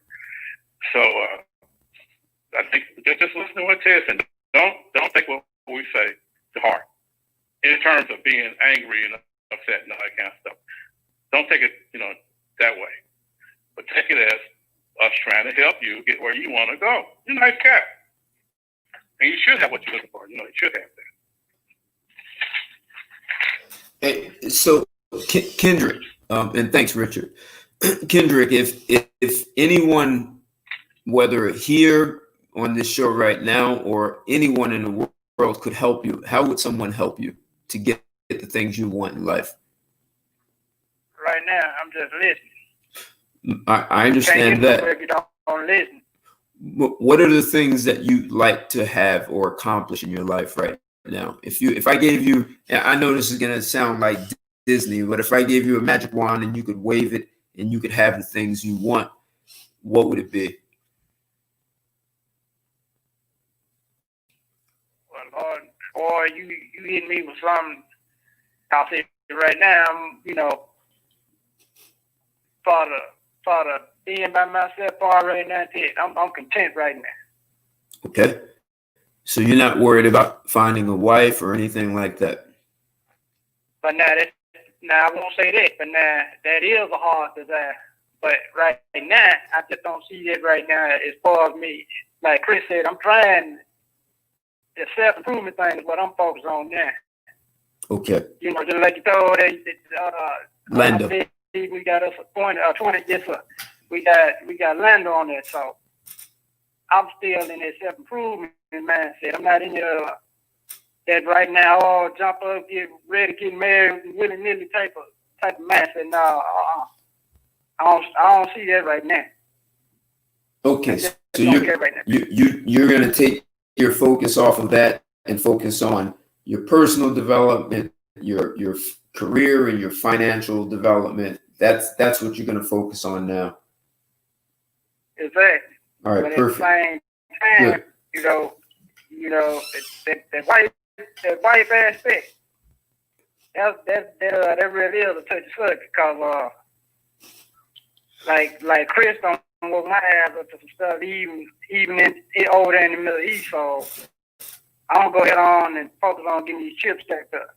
All right, good. That's what my man is. All right. Okay, perfect. Good. And you have a plan for how to move forward. Oh yes, sir. No doubt. All right. And so, do you mind if I ask you something personal? For this plan to move forward, do you need a Glock to do that? That's in my regime, yeah. You do need it to move forward. Is that what you're saying? That's my personal regime. Okay. All right. Cool. I believe in why do you think you? I believe in why do you feel like Arsenal? That's what I believe in.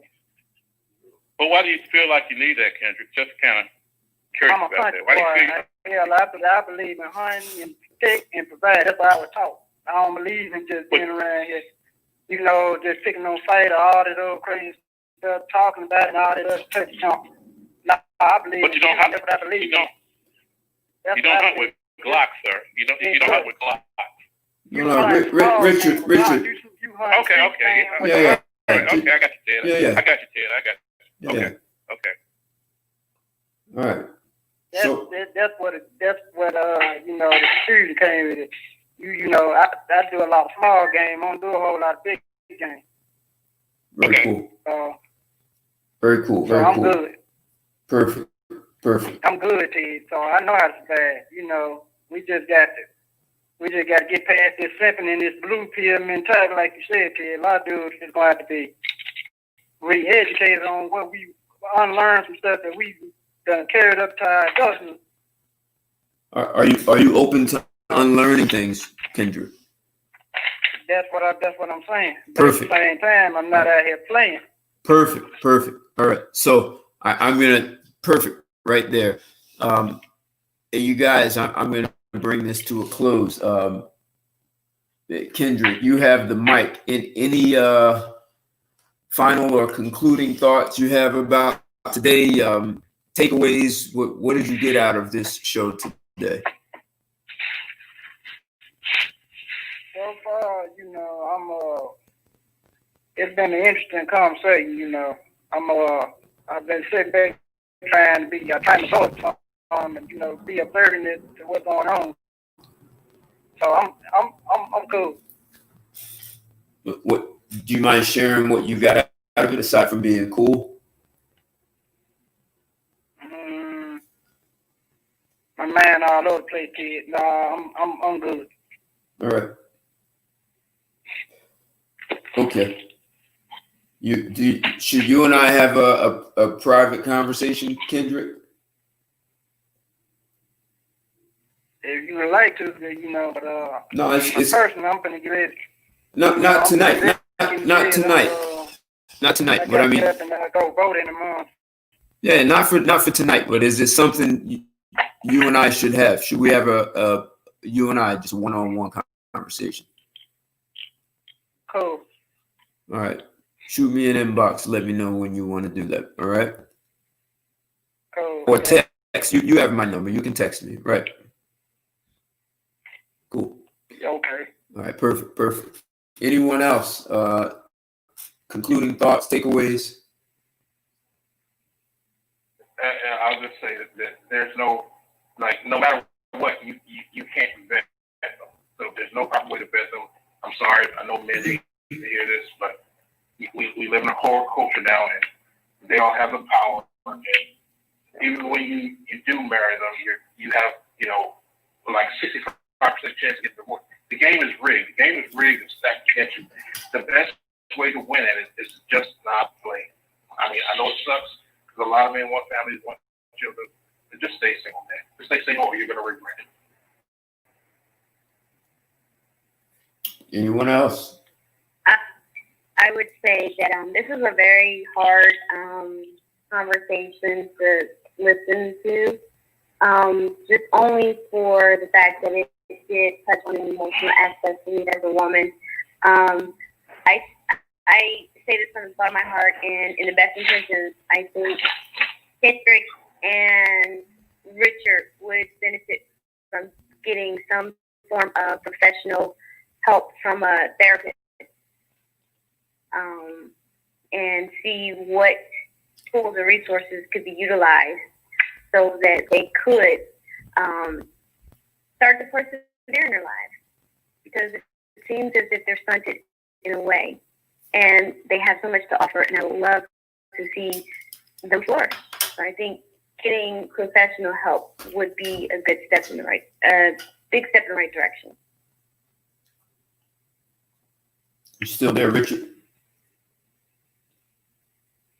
Well, I'm not the one with the Glock, so I don't know why she included me in that, but I'll take it.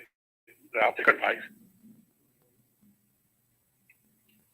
Okay. Any concluding? I should say, I'll look.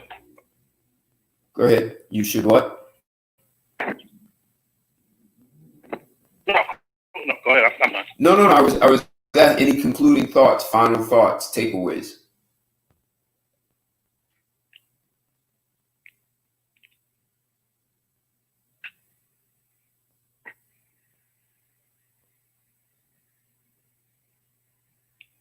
That was for you, Richard.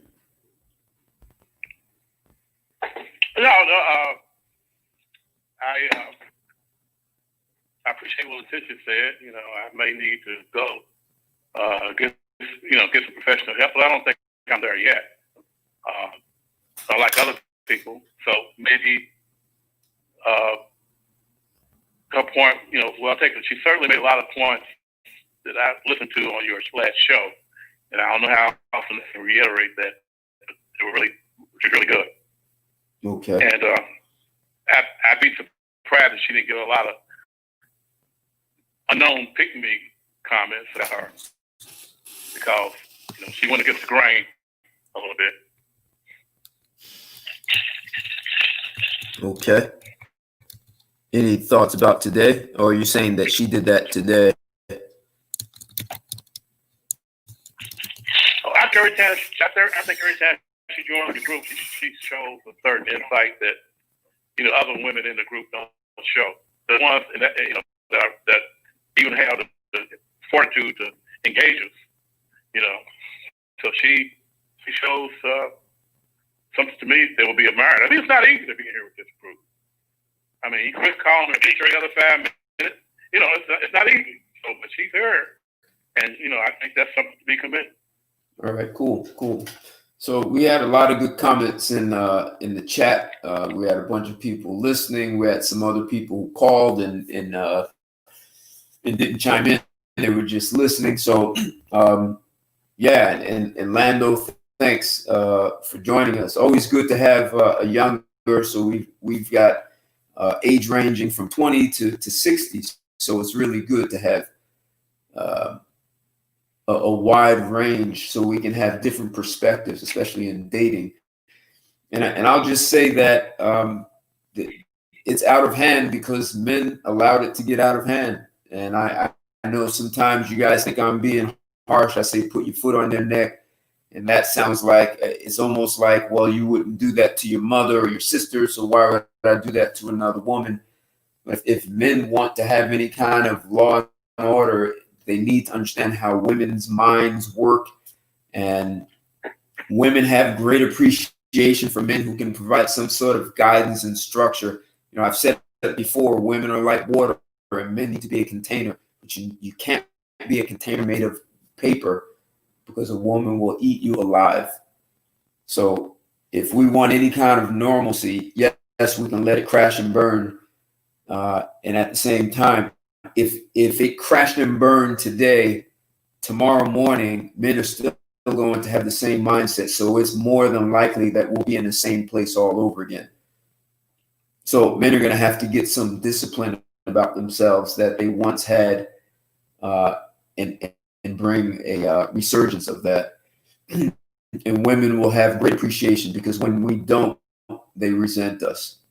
So thank you for everyone. Thank you for the contributions and all the comments, man. And I'll be back another time. You guys are always great when you call in. So have a good evening, everyone. Take care and good night.